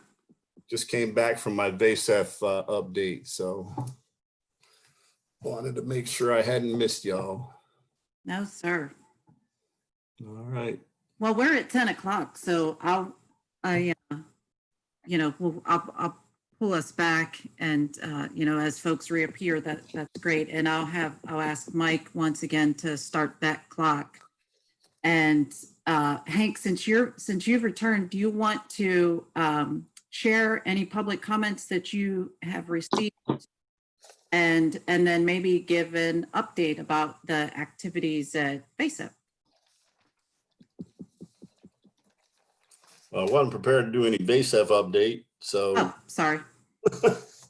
Basically, I was just updating them on much of what Dr. Hollins presented to y'all with regards to things that were impactful directly for them or could impact on them with relation to some of the studies that are being done, and just the way that monitoring views are going to happen for them in this COVID situation. And then just a little bit about their progress monitoring situation that they're under with the General Assembly action of a year or so ago. So that's basically what I did with them. I didn't do any in-depth dive on any kind of programming. As far as public comment, I do have 3. One, I'm not sure if it really was intended to be a public comment.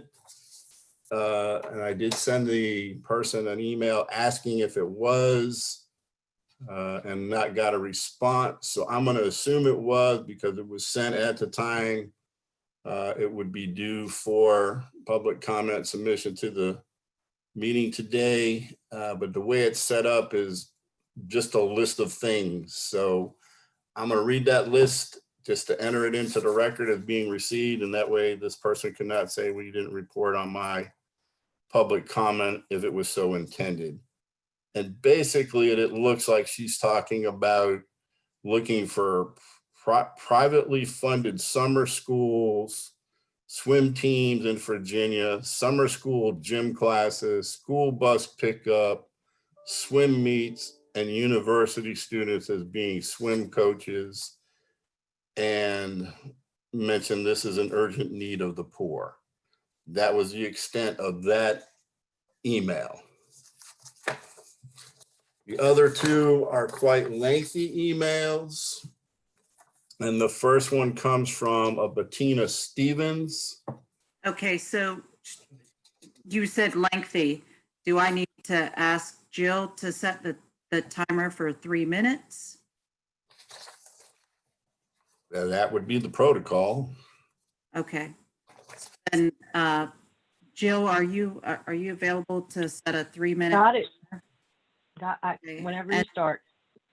And then you just hit that what, Hank, we'll have you stop at 3 minutes. Just tell me when I can start. Go ahead. To whom it may concern, please find my written comment below for the next SEAC meeting. Thank you, Bettina Stevens. In Albemarle County, Virginia, students receiving special education services have had their due process rights repeatedly violated and have suffered a significant loss in service delivery and educational opportunity, as the county has not yet to fulfill their own policy mandates. Despite Virginia Secretary of Education statement that special education students are among those for whom in-person learning is most essential, as they depend upon the structure, in-person connection, and resources our school communities provide, we have seen no such evidence that Albemarle County intends to fulfill state officials' declaration. The county has repeatedly failed to provide these vital services.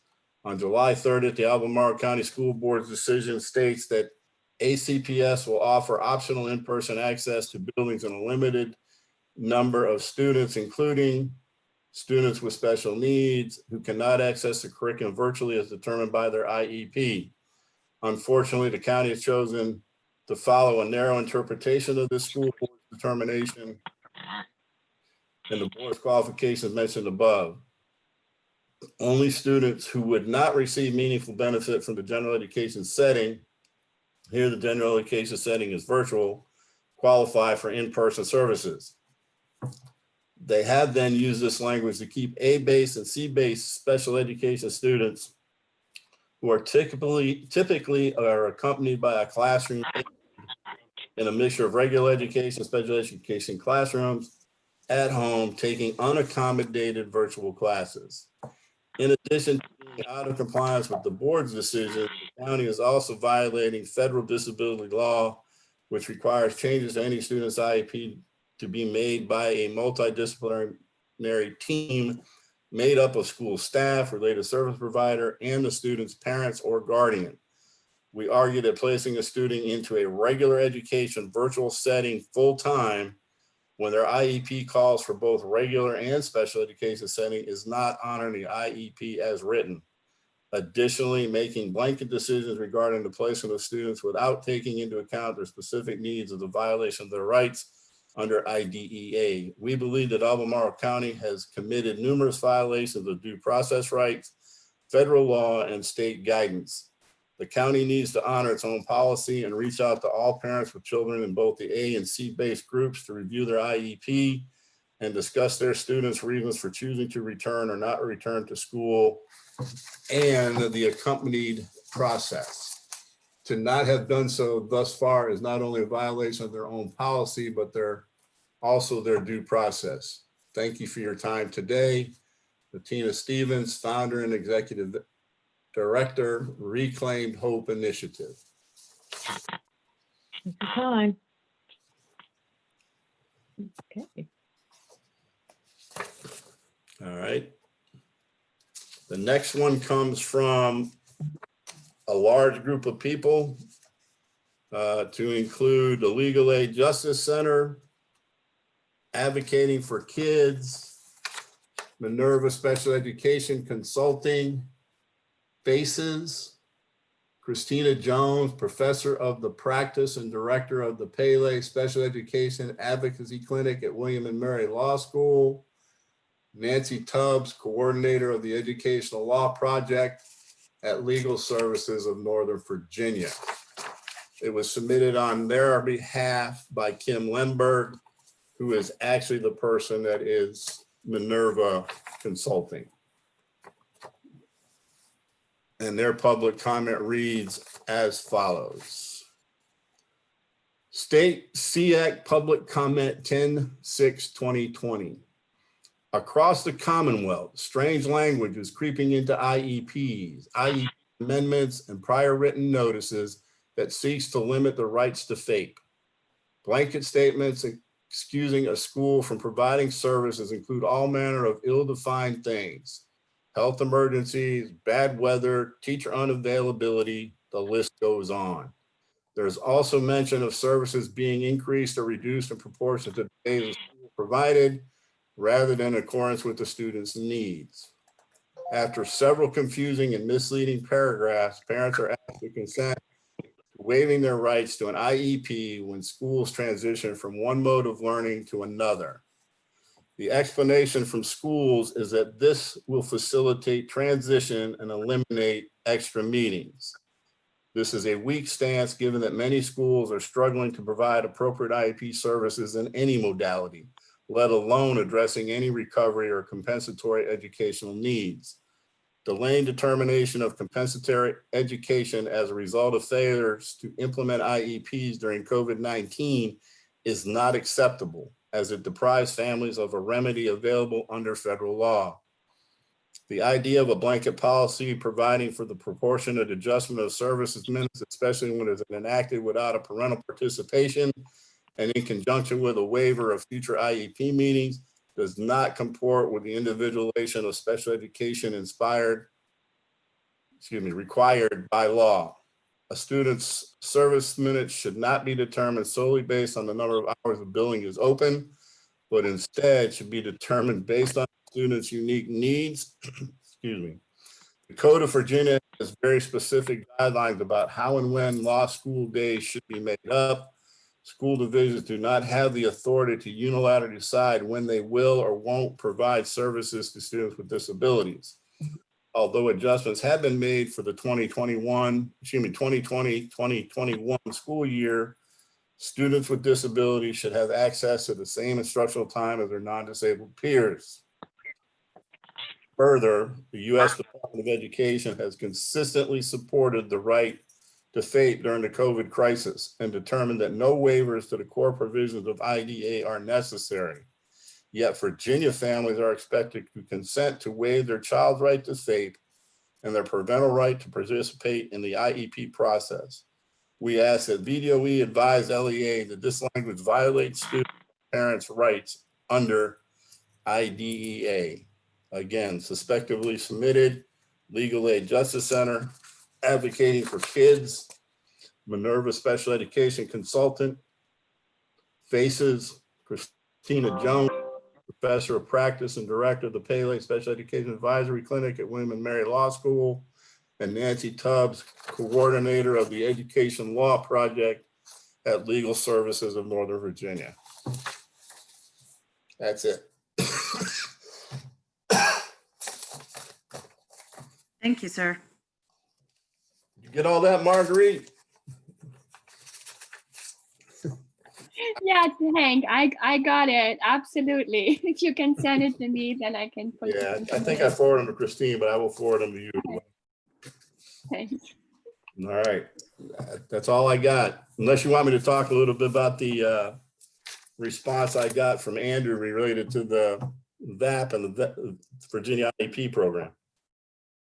Okay, that would be great. And it might, you know, I'm trying to be mindful of the time. We're at 10:10 and we still have to regroup as a subcommittee, our subgroup work, and establish our priorities, get ourselves lined up for what the December meeting is going to look like, what is going to be important for us to hear on at that December meeting. So we've got a couple decisions that we've got to make, but if I don't know if Dr. Hollins can maybe share with us, or how can we help these families? Because and I ask because it came out, it was pretty prevalent in the constituency reports that we were gathering, that this was a concern, you know, and you know, what can the state SEAC do to help, you know, help the families, help students, help local school divisions, but while being mindful of that we don't have any authority over the local school divisions. Am I correct? Because that's good. This is clearly going to become a priority. It's a priority because, you know, if what I'm hearing is that the office is becoming overwhelmed with complaints and what have you, that, like, you know, before this gets too out of control, what do we do? What can we do? How can we help?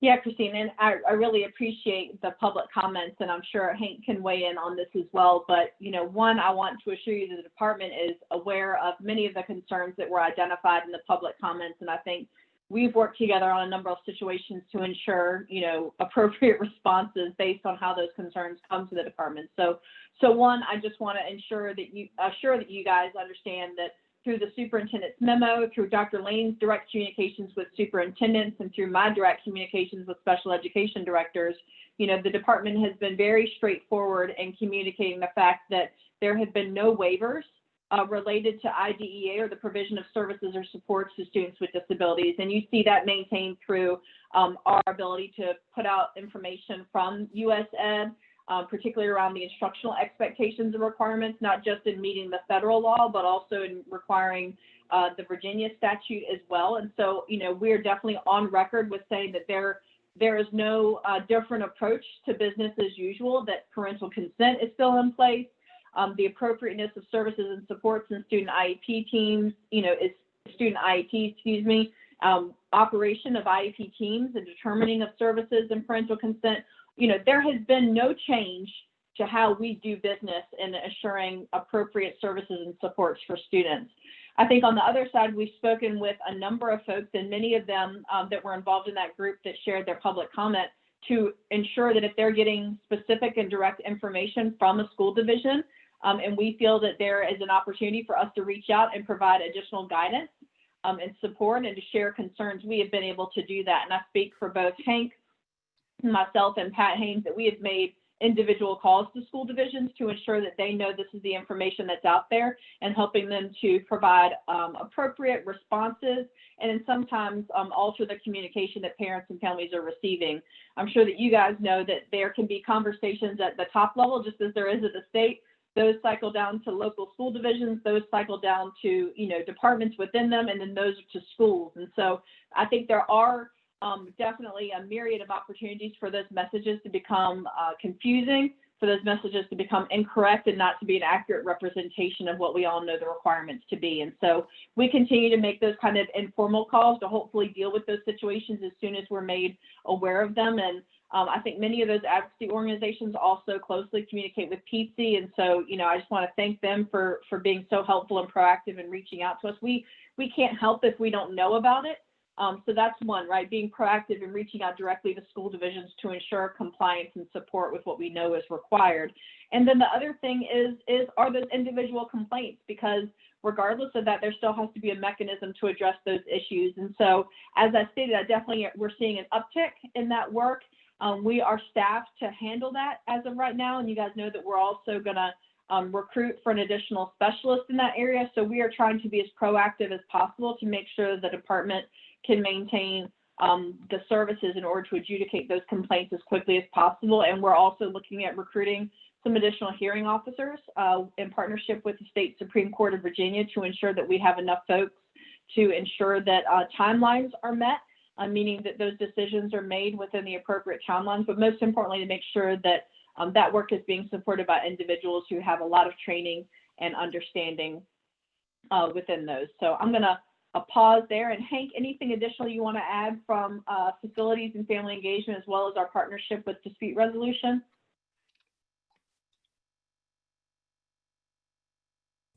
I think you covered it pretty clearly, Sam. I just want to reiterate that we are well aware of the issues that were presented, at least in the one from all the advocacy groups. And I have actually been in conversation with the special education director in Albemarle County prior to receiving that public comment. So we have, I won't say we've already addressed it fully, because I'm going to revisit these and do what we're obligated to do and reach out and touch base, especially on the one specific parent issues, and bring that to light with the SPED director there in Albemarle, Kevin Kirst, and share that with him. And then I'm going to prepare a response back to these advocates of what we've already said to them in previous communications. So, and it continues to come up. And I will say this to you, correct me if I'm wrong, Sam, I think what we've come to the conclusion is that the language that they're referring to here really does not violate any special education law and regulation.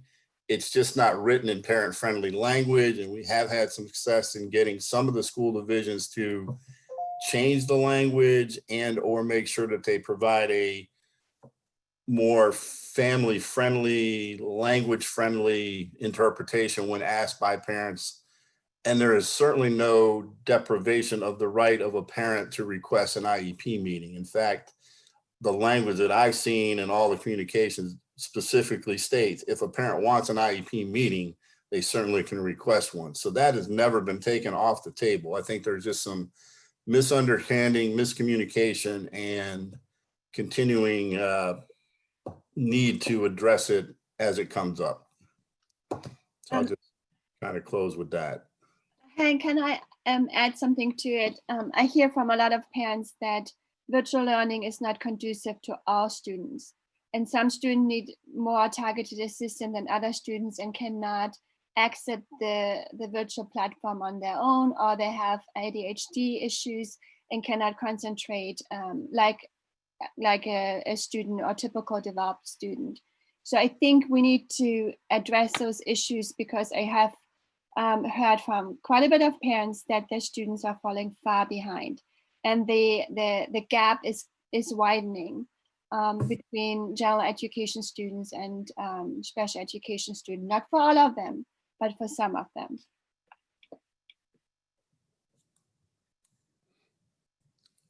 I think that's a very true statement, that virtual learning may not be right for every student, but it's an IEP team decision to discuss and consider what additional accommodations may be needed if in fact the virtual learning is the modality that's being provided for students in that school division. It all goes back to what is the unique needs of the student, and does there need to be additional conversations about the applicability of a virtual environment versus maybe a hybrid or some in-person, whether it be in the home or somewhere else. Again, IEP team decisions, nothing that we at the department certainly could pontificate and say, do it this way and put that kid in a one-to-one environment or an in-person environment. It has to be discussed at the IEP team level and address the unique needs of the student. And the thing that I've been stressing to parent, as have other members of my team that talk with these parents, is you need to provide documentation to support what you're asking for. And that documentation can be nothing more than, your written observation or a video clip off your iPhone or whatever to show and demonstrate what it is you truly believe is necessary for your child. And that information alone may not shift the decision of an IEP team, but it certainly would prompt a different discussion to have to take place. And I hate to say it, but ultimately, if a parent in a school division can't agree on what constitutes fate for a child, then they need to consider the pursuit of a more formal dispute resolution option. Yikes, yikes, yikes. I mean, that's the process. I mean, we can intervene only so much from the department level on, we can't make decisions for IEP teams at our level because, one, we're not part of the IEP team and certainly don't have all the information. And that's why, parents and advocates get aggravated or disenchanted, I think would be a better word, when we refer them back to the LEA and or eventually say, the only way you're going to resolve this would be through dispute resolution, because we don't have the authority to tell an IEP team what to do or not to do with a certain child. We can only encourage a collaborative communication, and hopefully that will lead to a resolution that the parent and the school division can agree upon. And I always start any presentation that I do with parents about what's going on in the COVID situation is FAPE still is in existence. No waivers to FAPE have been done, but what's the key word in FAPE? Appropriate. And what was appropriate pre-COVID may not be appropriate or feasible in the new environment. And that is a tough pill to swallow. As a parent, as a grandparent, I would have trouble swallowing that. But in my position at the department, and my team is advising parents of what the process is, that's the process. So we continue to do that on a daily basis, not just in my office, but in other offices across the Department of SESS, and then also the whole Department of Education gets similar calls. So it gets addressed. Hank, I appreciate that, Hank. Mike, if I could just for one moment, I think what it is, so I'm holding an IEP right now, and the statement in here, and I'll be real, it's very frightening. The statement, the services specified in the IEP amendment cannot be implemented without written parent consent. The IEP services will not be implemented, and the school division has no obligation to make up any missed services on days when the school division does not offer instruction, whether virtually or in person, for reasons such as inclement weather, closures, due to teacher unavailability, pandemics, health emergencies, the student illness, the student's inability to participate for safety or health reasons, holidays, partial weeks, and teacher planning days. The IEP services will also not be provided during the summer months unless services are specified for the student in the extended school year section of the IEP. And as a parent of a child with a disability, you have protection under the IDEA's procedural safeguards. That is some scary language. And I'm just saying that like from the parent side of it, it's scary language. And Christine, I support that. And I said that earlier, that the language is not parent friendly and it does raise big red flag. I mean, the first time I read it, I went, what? And then when I went back and looked at it from a compliance lens, I said, yeah, not worded real good, but it really isn't taking any rights away. And that's the bottom line. And you guys can sit here and deliberate all day if you want. I mean, that's your call, it's your meeting, but I would say that we at the department are aware, we're working on this issue, we're addressing it, we're trying to, make it more palatable when we can. And if you guys want to continue to deliberate and provide us with additional feedback, we certainly will take it. But as you said earlier, Christine, you've got some things you need to get to in this meeting. Continuing to speak on this may not be the most appropriate time at this point, being it's already at the department level and we are addressing it and have addressed it and will continue to address it as concerns like this arise. Okay, I appreciate that. And I wouldn't disagree. We have a lot to get through. We have to a lot that we have to return to, and I appreciate the fact that you were willing to put this out there like that, and that we could have this conversation. It's a very difficult conversation, and so thank you, Hank. Thank you, Dr. Hollins, and to the parents. We hear you, teachers and administrators who are struggling with this. We hear you. It's very difficult. So let's get back to the business. Jill, I know I've called on you to help keep us on task.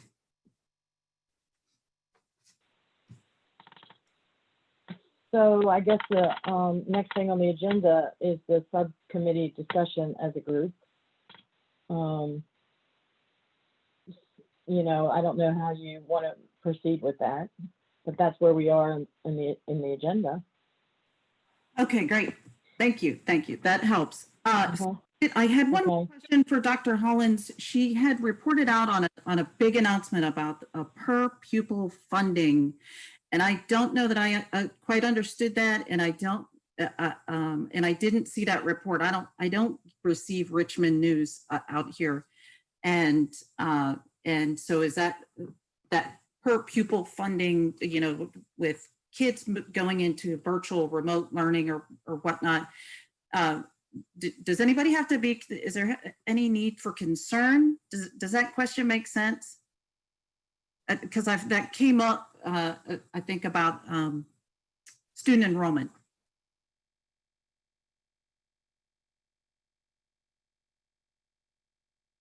And Christine, this is Sam. What I will do, I'm going to link in the press release from the governor's office. And as I mentioned, I'm anticipating additional information from the department as it relates to these CRF funds.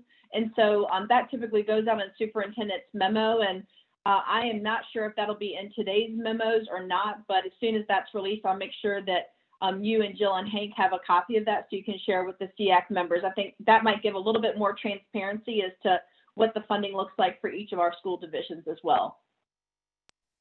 Fantastic, because I think right now, as everybody's looking for additional funding to support, to support the students in schools, any good news on that is awesome. So I'll get us back onto some of the work that we were doing yesterday, and I think we had some discussion on the Virginia online IEP, and more specific to the VAP, and that whether or not that the Virginia online IEP whether there's an alert I think there was some misunderstanding about whether or not the system alerts the user that if they choose the VAP, that what the impact does on those outcomes. Am I making sense? Matt, are you still here? Can you help me out with that? Yeah, I think Kendra is still here too. I think someone brought up the fact that the IEP, the VAP decision needs to be made, I think, at the second grade level. And someone brought up in the critical decision points discussion that we've had in the past, that is there an alert on Virginia IEP when someone makes that selection or not? I think that was the topic, but anyone can chime in. This is Kendra. I am not familiar with Virginia IEP because we've not used that in Chesterfield County, but I think that our discussion yesterday was just about starting that conversation with parents really early about what the impacts of the different types of diploma status are. And because students start their SOL testing in third grade, that decision does become, important in second grade. And so we really encourage parents to have the expectations to start or try some of those SOLs with accommodations and seeing what we can work around before we move into that VAP line. And so I think the question yesterday was, is there an alert or some sort of language on there that would encourage teachers to have those conversations with parents? Is that correct? Yeah, that is correct, Kendra. Thank you. And the answer to that question is yes. If the IEP team checks the box that the child is going to participate in the alternate assessment, it'll bring up a box with the statement that says, please advise in short, please explain to the parent the impact this is going to have on the child's access to graduation with a standard or advanced diploma. Now, the follow-on part of that was, if they don't write anything in there, is there a prompt? The answer to that is no. But the prompt comes up, but the answer to that would be then that discussion of the alternate assessment must be recorded at minimally in a prior written notice as to why they propose the alternate assessment track, its implications, what was considered instead, so on and so forth. So it would get addressed even though the IEP may not capture that discussion. It should, but there's no prompt. That they check the box and they ask the question and they discuss the question, but don't write anything in the box that's provided, they can move on to the next section. So there might be a thought there to put forward about not being able to move past that section if there's nothing in the box. Now, that doesn't stop somebody from putting in a brief statement that says we discussed this and move on. The key is documenting that discussion, and there is a regulatory requirement that it's at least described in the prior written notice. Did that make sense? Yes, that made sense.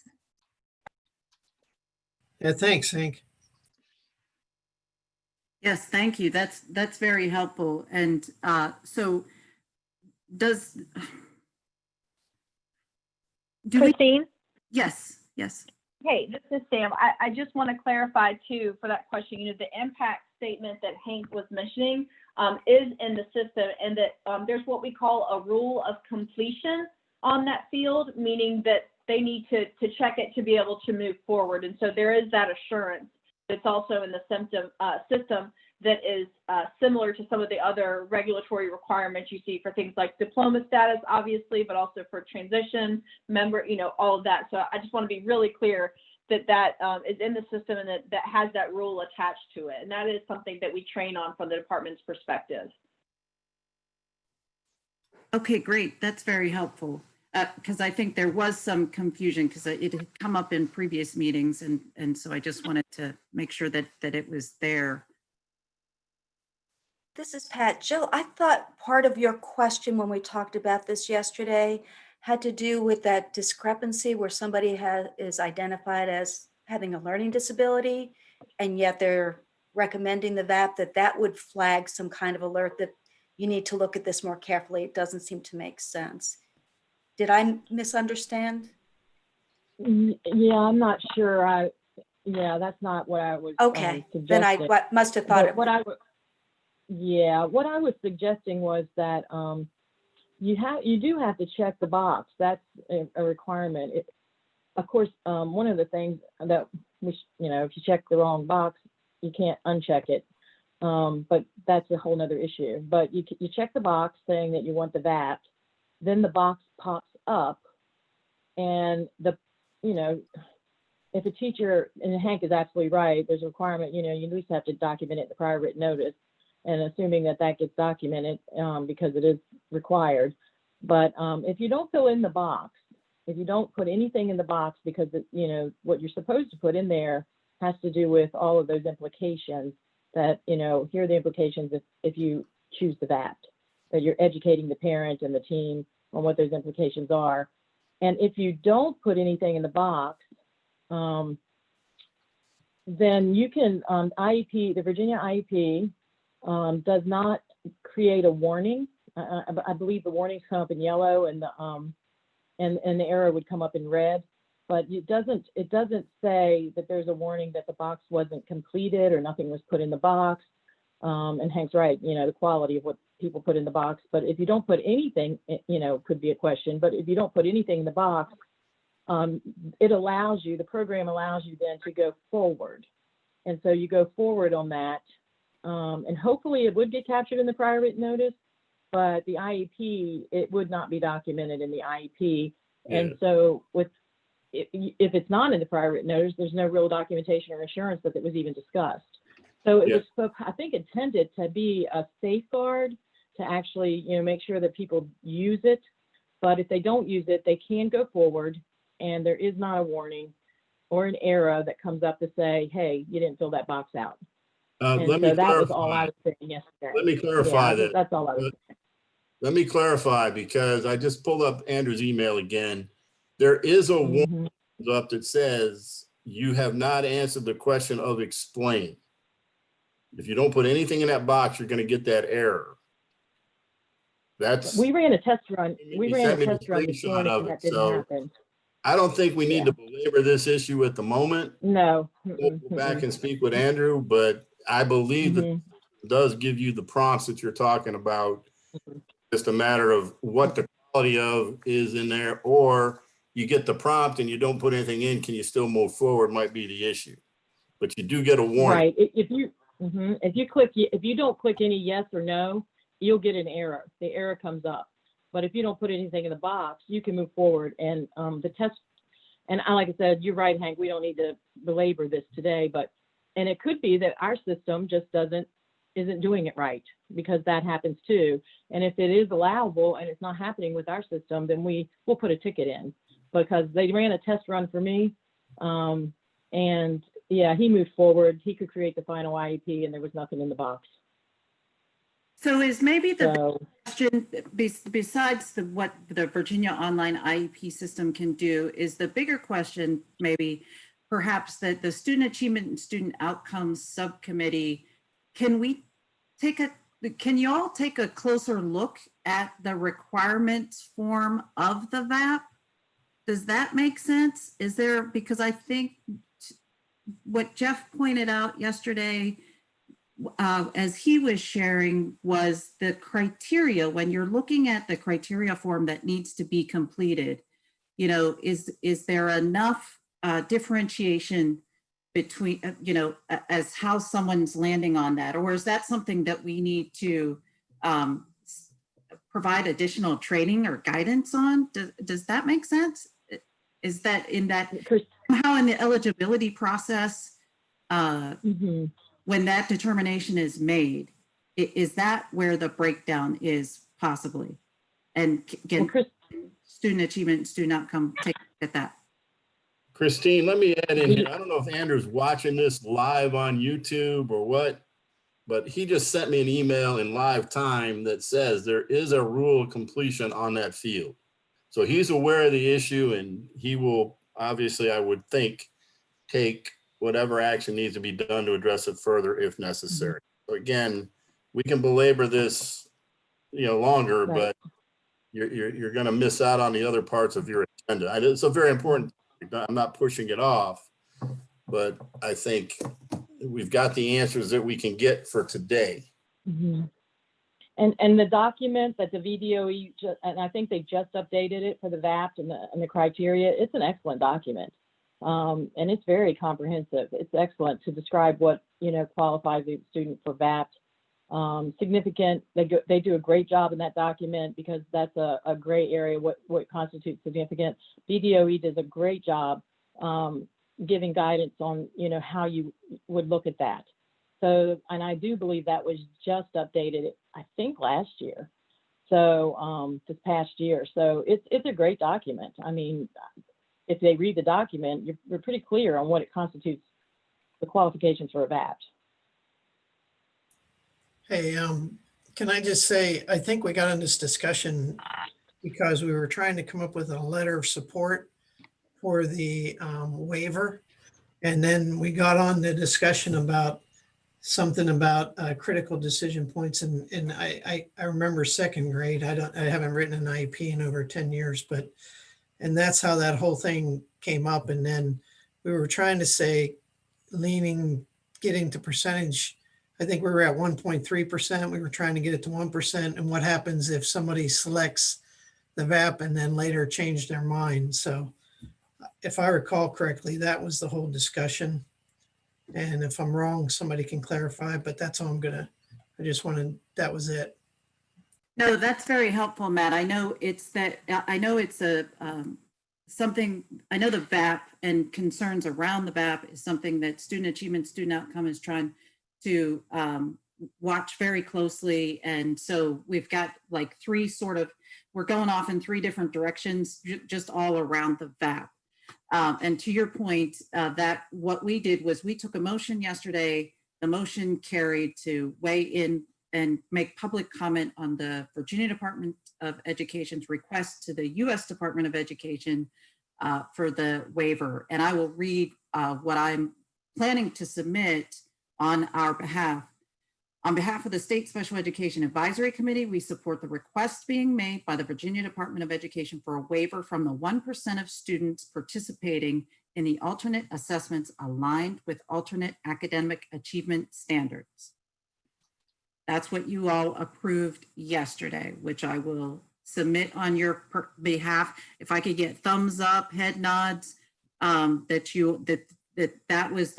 was what we had come to consensus to. Thank you, thank you, thank you. Look at the thumbs up. That is awesome.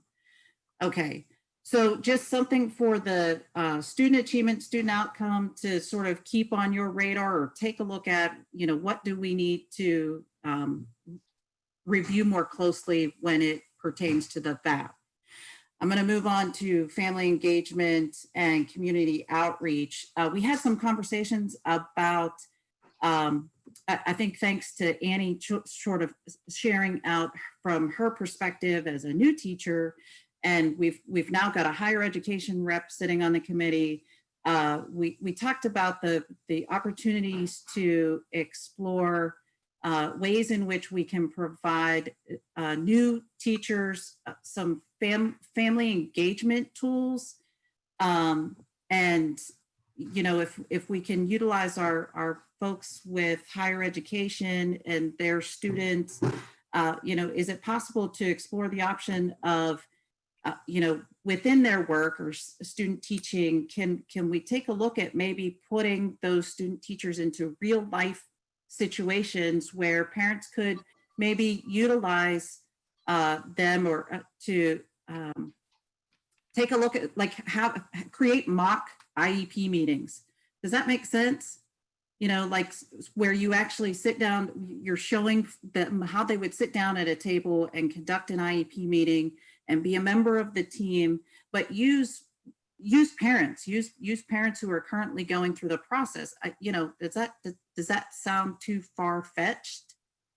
of an idea? So, well, I mean, I guess for us at JMU, and Anne can talk about this too, is they take an IEP course, and in that course, they learn how to write an IEP about working with families. So potentially pulling in parents for that piece.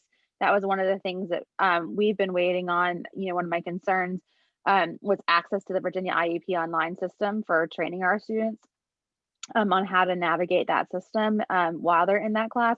But then they actually do in their, many of them in their practicums, which was their grad school year, it'll now be their senior year, that lead into student teaching. Sometimes the teachers will allow them to participate in IEP meetings, and they have any in the first 7 weeks of the semester. And then if an IEP comes up during their student teaching, they are actually really working with the teachers to write that IEP and be a part of that with the teacher and the class and the parents, if the parents are agreeable. A lot of it comes down to parents being agreeable to having the student or the teacher candidates being a part of that during their practicum experiences. I also think one thing with practicum experience, just picking back on what Dr. Dani said, but is the schools being like allowing student teachers and practicum students to access the different materials too. So I know this was like what, 4 years ago now, but one of my placements, I had a challenging time being able to look at documents due to school rules.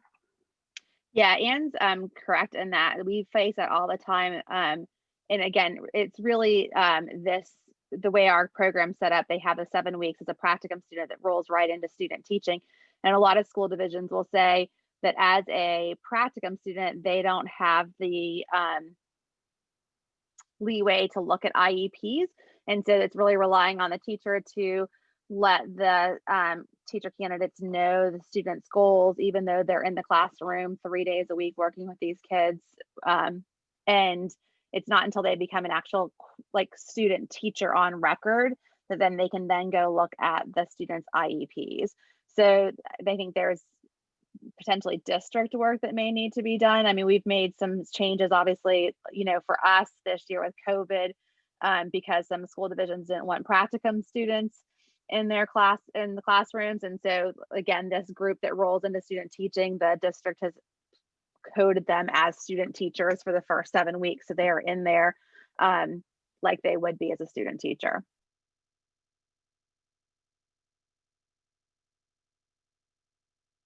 Okay. Are we at time for a break? That's a yes. I'm getting a yes. So we're at 10:47. Let's come back. Is 10:55 too long? How are you all feeling? And I need an indicator or a visual. 10:55, is that? I think that's a good amount of time. Okay, fantastic. Thank you all so much.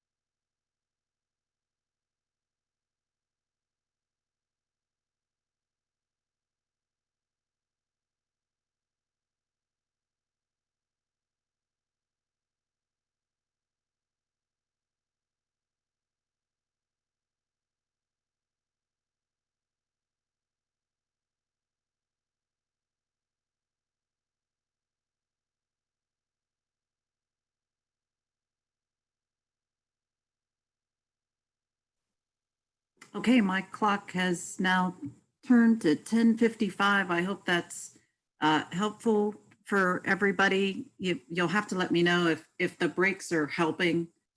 Oh, good. I got a thumbs up. The breaks are helping. Awesome. Oh, great. I think that helps, like, just close the eyes and rub the head. Ooh, my goodness. Awesome. Awesome. Okay. So I will come back to family engagement with a few other things that we talked about. I know Dani had said that she could help to, her team in her office could help with getting in touch or developing a directory of sorts of the local SEAC chairs, special education directors, and maybe what we might want to add to that is a PRC representative. Can we find out whether or not they have access to a PRC, whether or not they need, and I'm sorry, I shouldn't use an acronym, the parent resource centers. Can we add that? Do you want it to list the parent resource centers across the state so we know which is the closest, or I guess I'm not sure, since there's not one in every division, or that might be helpful. And I don't know who oversees, if there's like a umbrella. Do the parent resource centers exist under an umbrella that is outside of the Virginia Department of Education? That I don't know. I don't know if Suzanne is there, if she knows of that, and is that the only resource? I guess a way to try to build up some sort of directory of contacts so that when we're getting information or we receive information, we can share that out to individuals. Does that make sense? Christine, my office maintains the list of the current PRCs, their addresses, and their contact points. Oh, okay, great. That's helpful. And so maybe. So do you want Hank to send that to me and I can have it created into one master document, or do you want just to know that we go to Hank for that resource? It would probably be helpful if you have it too. That way, because I think that helps everybody on the state SEAC who we can reach out to, who can we make connections with to provide these resources.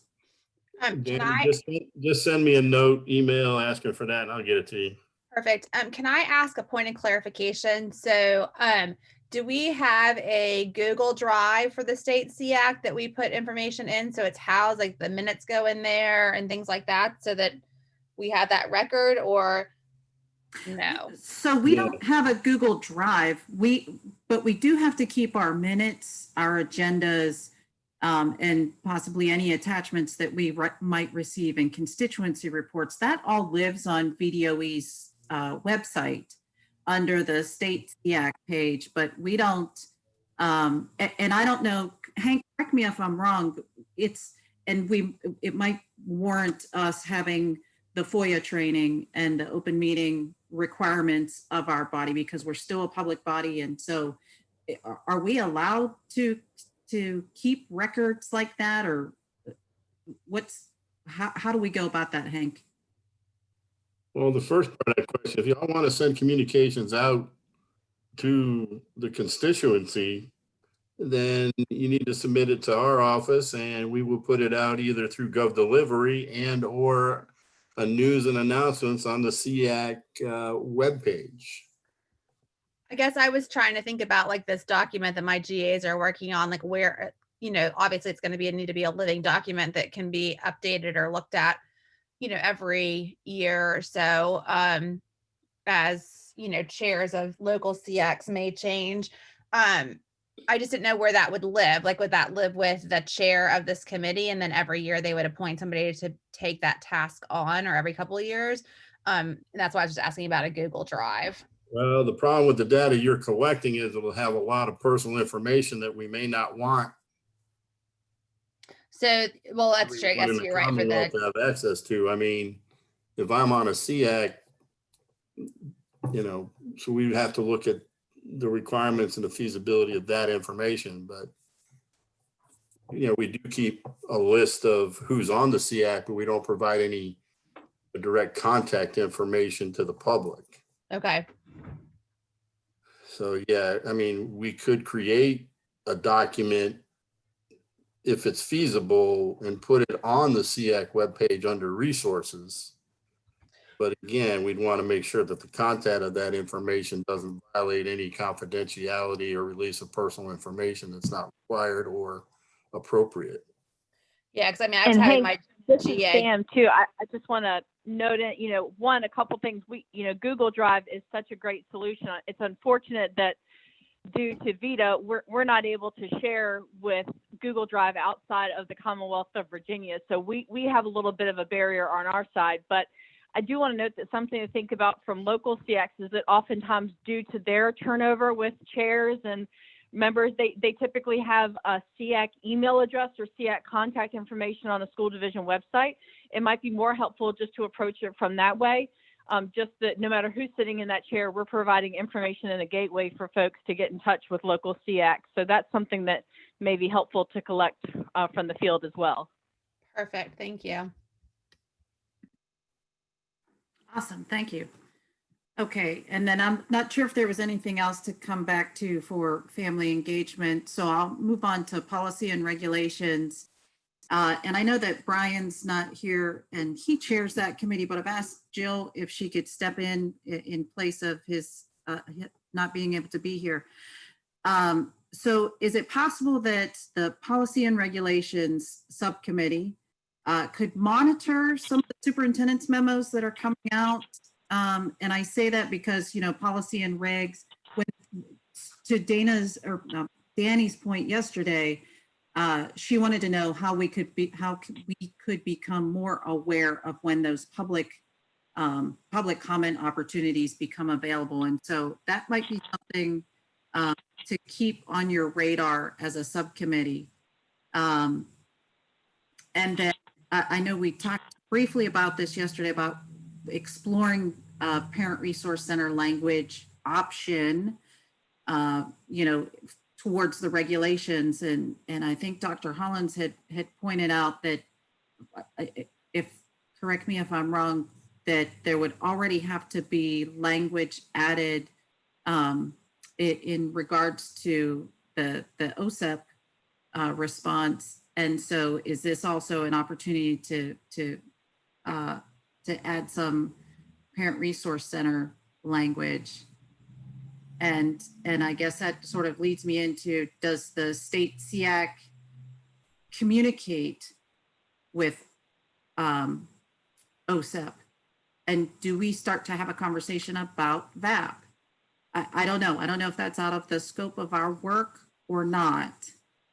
And so I'm posing those questions to you all as the, for the subcommittee to possibly explore. Does that make sense? Yeah, Christine, this is Sam. I think that makes a lot of sense. I just kind of want to weigh in on some of those opportunities. I love the idea of having one of the committees maybe focus in on some of the guidance coming from the department. I think we've seen a lot of superintendent's memos. Just today is going to be a great example. There's one coming out about a frequently asked questions document from OSEP related to Part B and to civil rights issues. So how great would it be for a committee to get their hands on that and think about, how this information can be appropriately shared and supported in the field. I think as far as regulatory changes that you guys are considering and kind of looking into deeper, I definitely think that should be a focus of committees as we work to inform our annual report. As you advise the board on changes and suggestions that may need to happen in order to improve services and supports to students with disabilities across the state. And I think OSEP, while similar due to some of the regulatory changes we talked about earlier, I think the main flow of communication really comes to the state education agency. And obviously your role in advising DOE is a huge part of that. And so if there are any additional questions or kind of next steps related to the work around the monitoring visit and the subsequent corrective action, I think that's definitely something that we should continue to have a conversation about and receive feedback from you guys and your constituencies as we go through that process. And as I stated, I think the regulatory piece of that, whatever that looks like, will be a big part of it. Okay, that's helpful. I think that's what I'm trying to make sure that, you know, we stay within our purview while meeting our regulatory requirements. And so, you know, does our state SEAC, if we've got some questions or concerns, to take up to the federal level.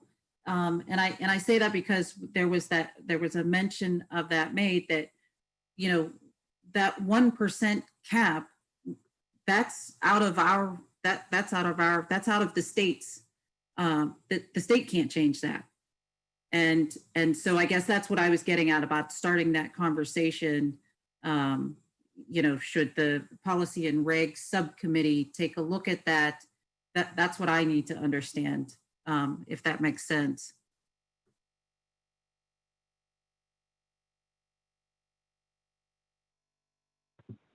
Absolutely, definitely makes sense. And I think we can continue to work through, you know, the national partners that we have and the you know, alternate assessment, particularly with the work that's happening in Virginia to update the VAP, will continue to be a leverage point. But I also think that there could be continuing opportunities for national level public comment. And you know, the Virginia State SEAC has a record of really high participation in those opportunities. And so we feel that it's our job to ensure that you guys are aware of those as they come available as well. Awesome, thank you. And actually, you just brought something up because you mentioned about some national resources, and so if we find out about some learning opportunities or some things that are out there, can we share that with our committee? Can we share that with you all? And I'll speak specifically the TIES Center. You know, recently put out some updated documents on how to deliver services to our most significant students in a virtual setting. Like there were they've got some guidance documents. Is that something that we can, you know, where are we with being able to share resources if that's not something that VDOE already has in place? Does that make sense? Yeah, I think so, Christine. You know, the TIES Center is a great example. It's actually I don't know if you guys, it's our National Technical Assistance Center on Inclusive Practices and Policies. And so oftentimes we get information from organizations like TIES Center, like the National Center for Systemic Improvement.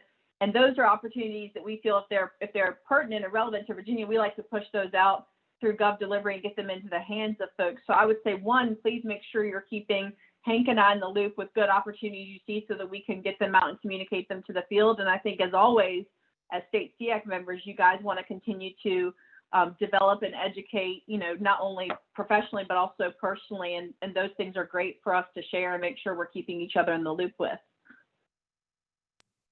Awesome. Okay.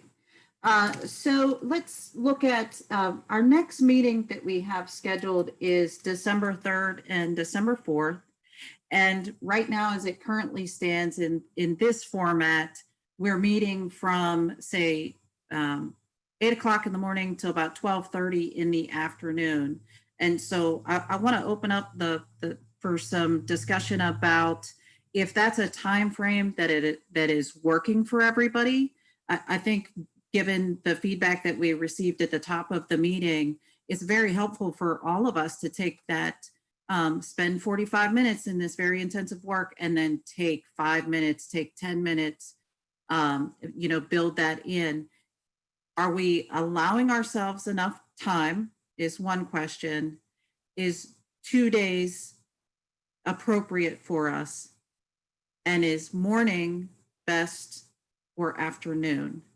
Or do we try to split it in the middle? So I've got those, you know, I will yield to you all to offer some guidance and suggestions what works best for your all's schedules.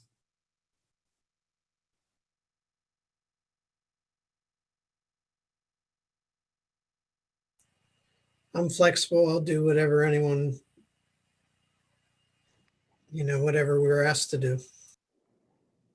I agree. Same.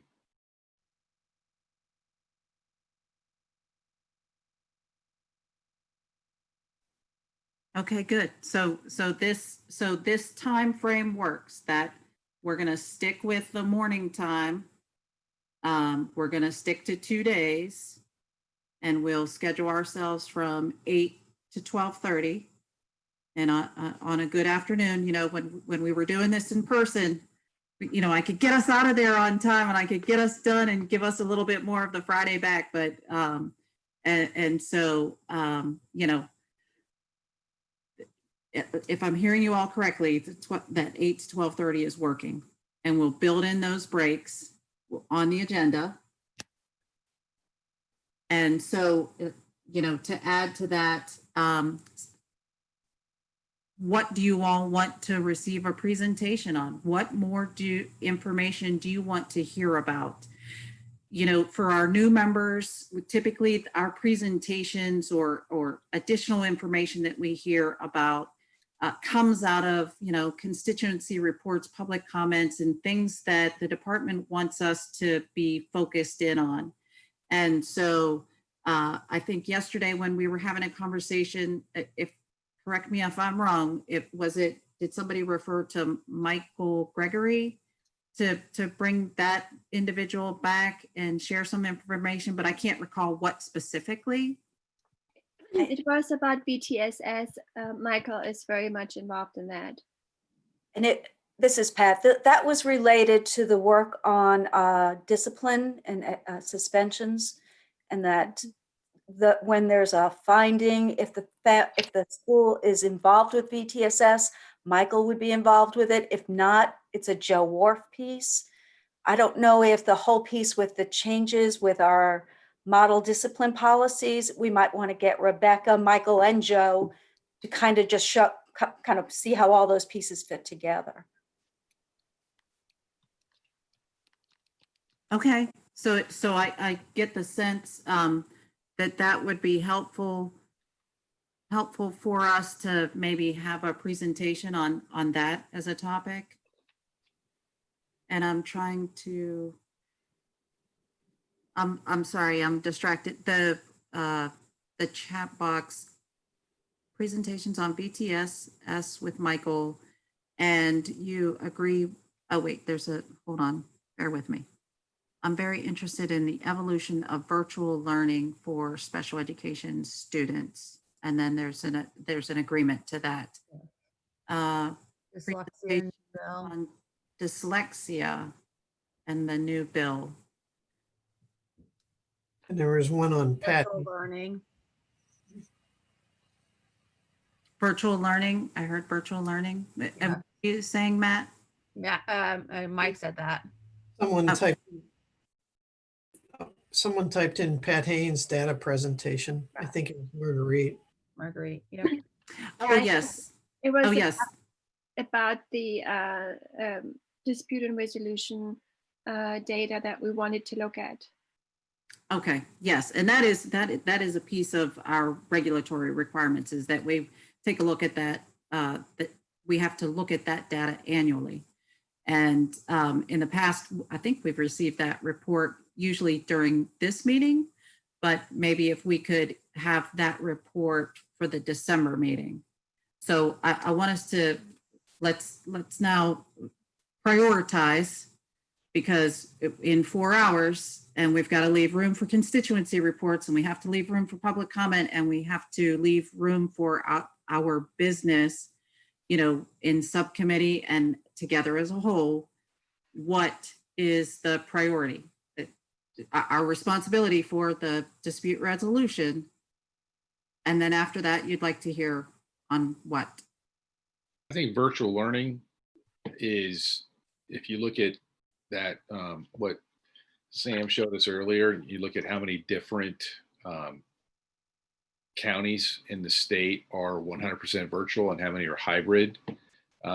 I think looking at the evolution of that virtual learning and getting a presentation either from Dr. Hollins or somebody else, and because I just like to know where it's at. What do we learn? What are we changing? Where do we see the future? Because this will happen again.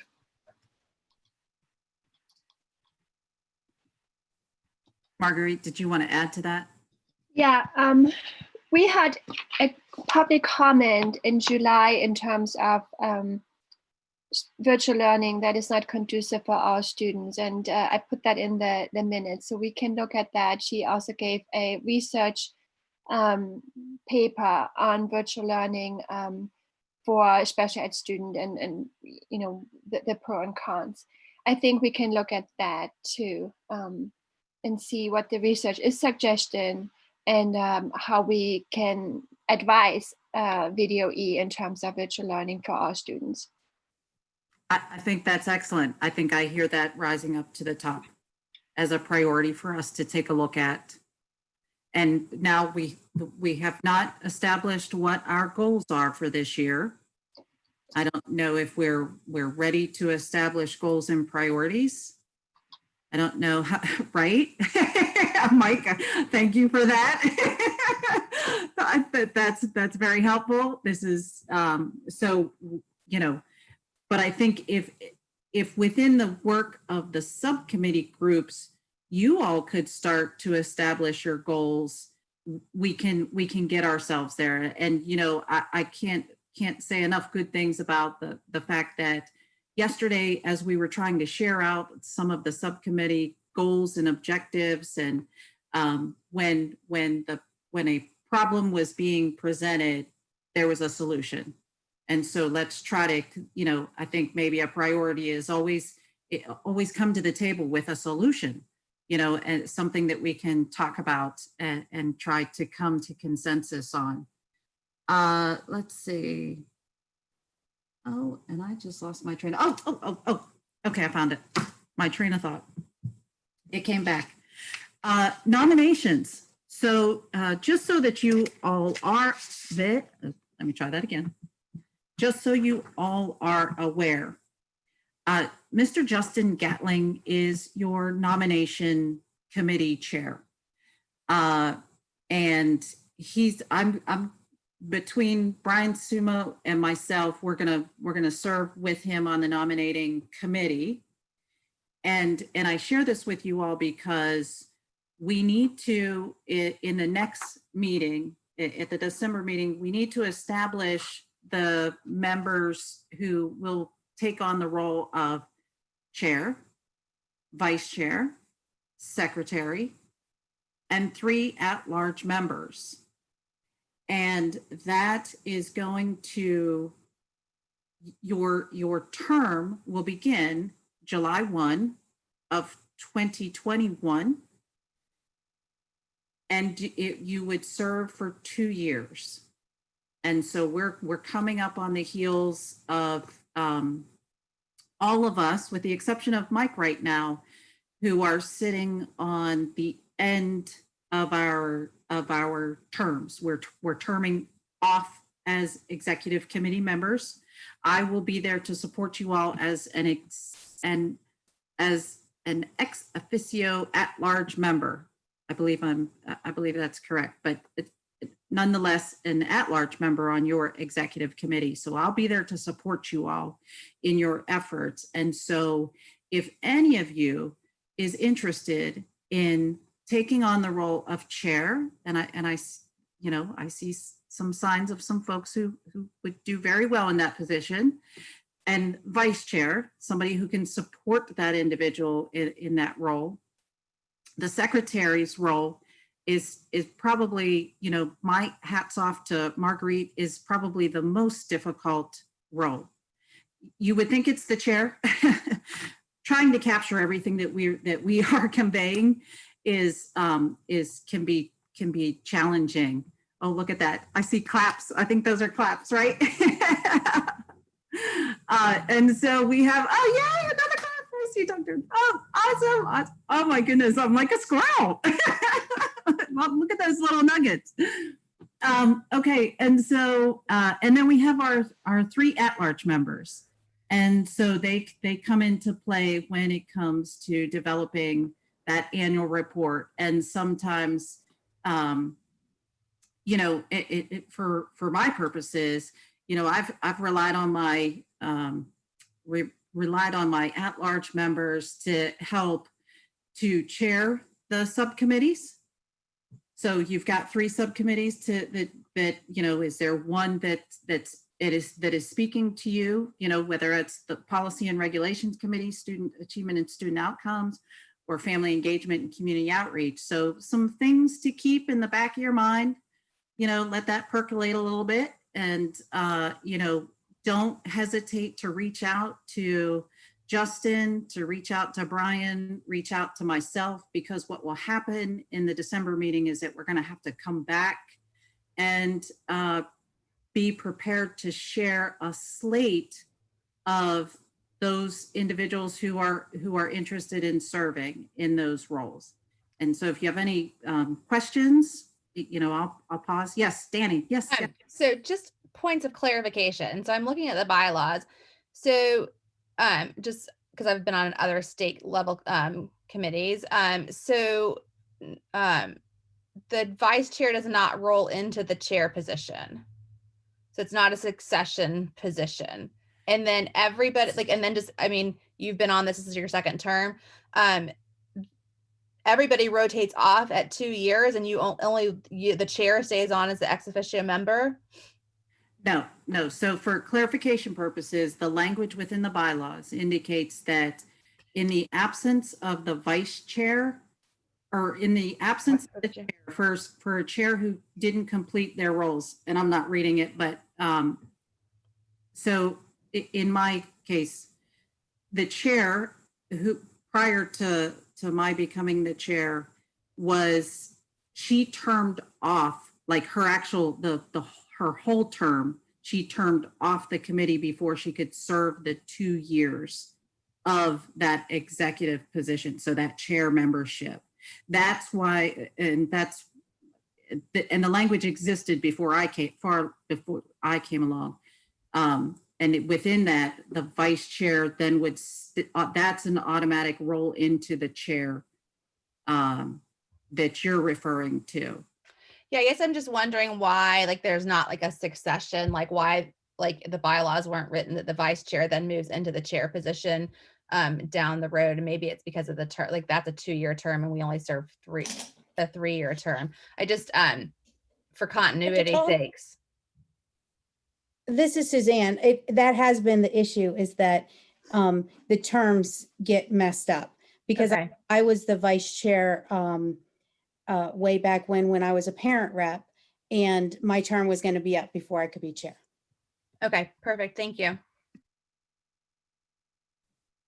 And so I think there's I think that was put in there as a continuity or succession, by default, because I guess I can only assume that what was happening is that individuals were terming off or terming out from being members of the committee itself, if that makes sense. So you're going to have, everybody in some instances that is currently sitting on the committee, some of the members that are in the executive committee are terming off completely off of the state SEAC. And there's just a couple of us that still have a year or 2 left after that. So any more questions about the nominations, and knowing that is something that we have to address at our next meeting. Okay.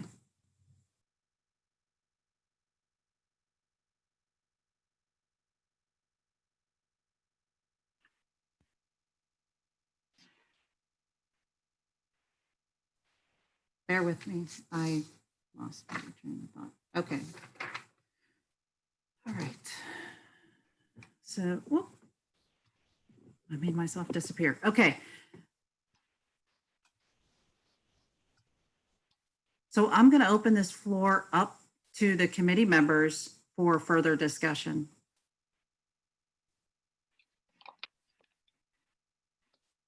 Christine, my understanding was that in the past, the vice chair became the chair. if the term is not over for the vice chair.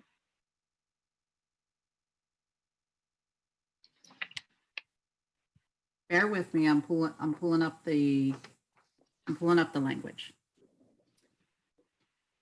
Okay. So in Article 10, Section 4, a vacancy occurring in any office or at-large executive committee position, except that of chairman, will be filled by election of a member to serve until the end of the current term. If a vacancy occurs in the office of chair, the vice chair will serve as chair.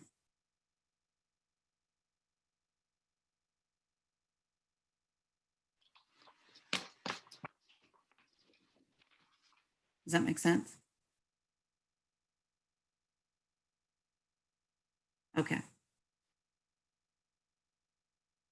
And I don't think that it happens very often is probably the point to make. I don't know that that situation occurs very often where the chair is not still sitting on the committee when they're appointed to serve two years, or when they're elected or nominated to serve 2 years. That makes sense?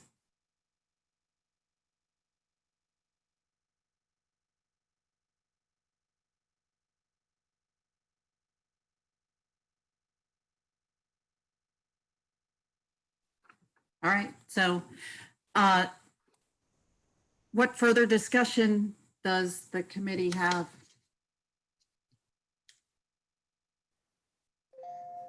I'm looking.